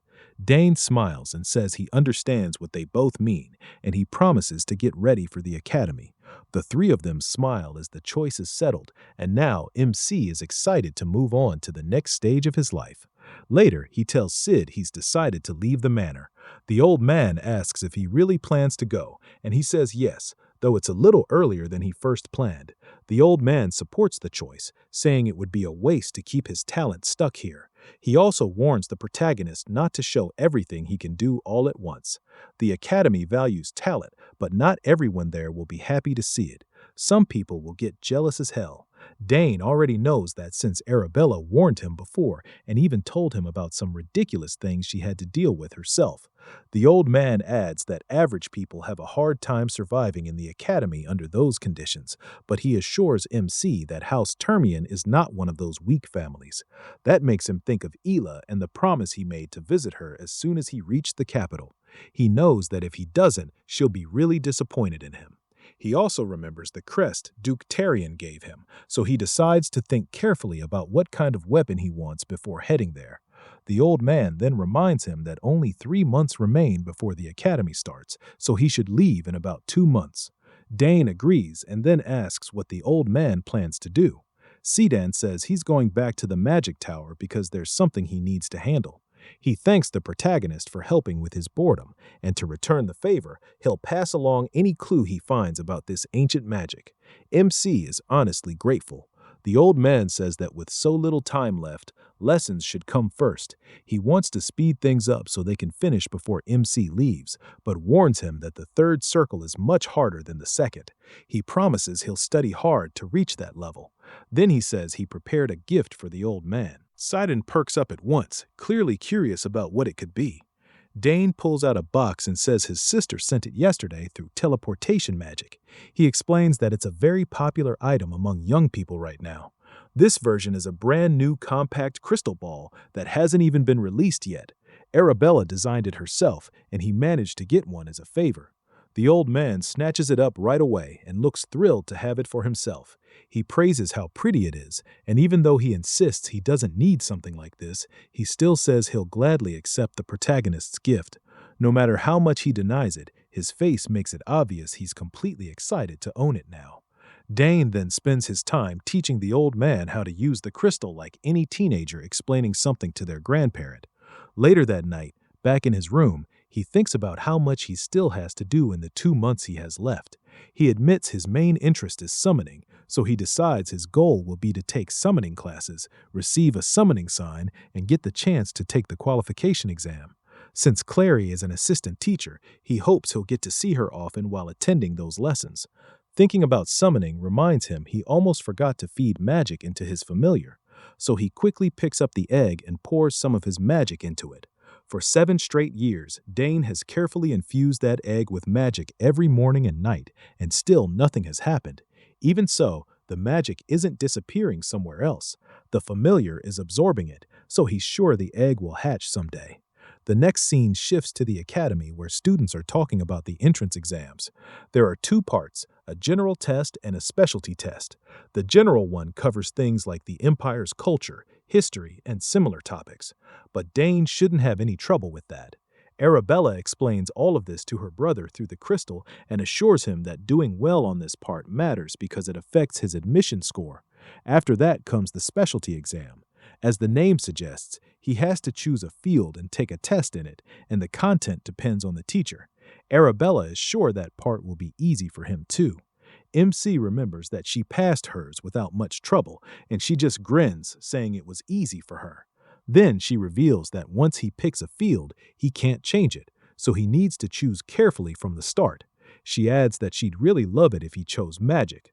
While Dane swings his sword on the training grounds, he gives an awkward smile, realizing she still hasn't given up on trying to pull him into the magic program. To get her off his back, he says he'll think about it, then asks if there really isn't any other way to change specialties after enrolling. Like she said, Arabella explains that's usually how it works. The only real option is to graduate and come back, though he can still take classes in other fields. But once he reaches the 3rd year, students usually aren't allowed to take advanced classes outside their own track. In other words, he gets one real chance to choose. She also mentions that for someone as talented as him, there's a self-directed course system.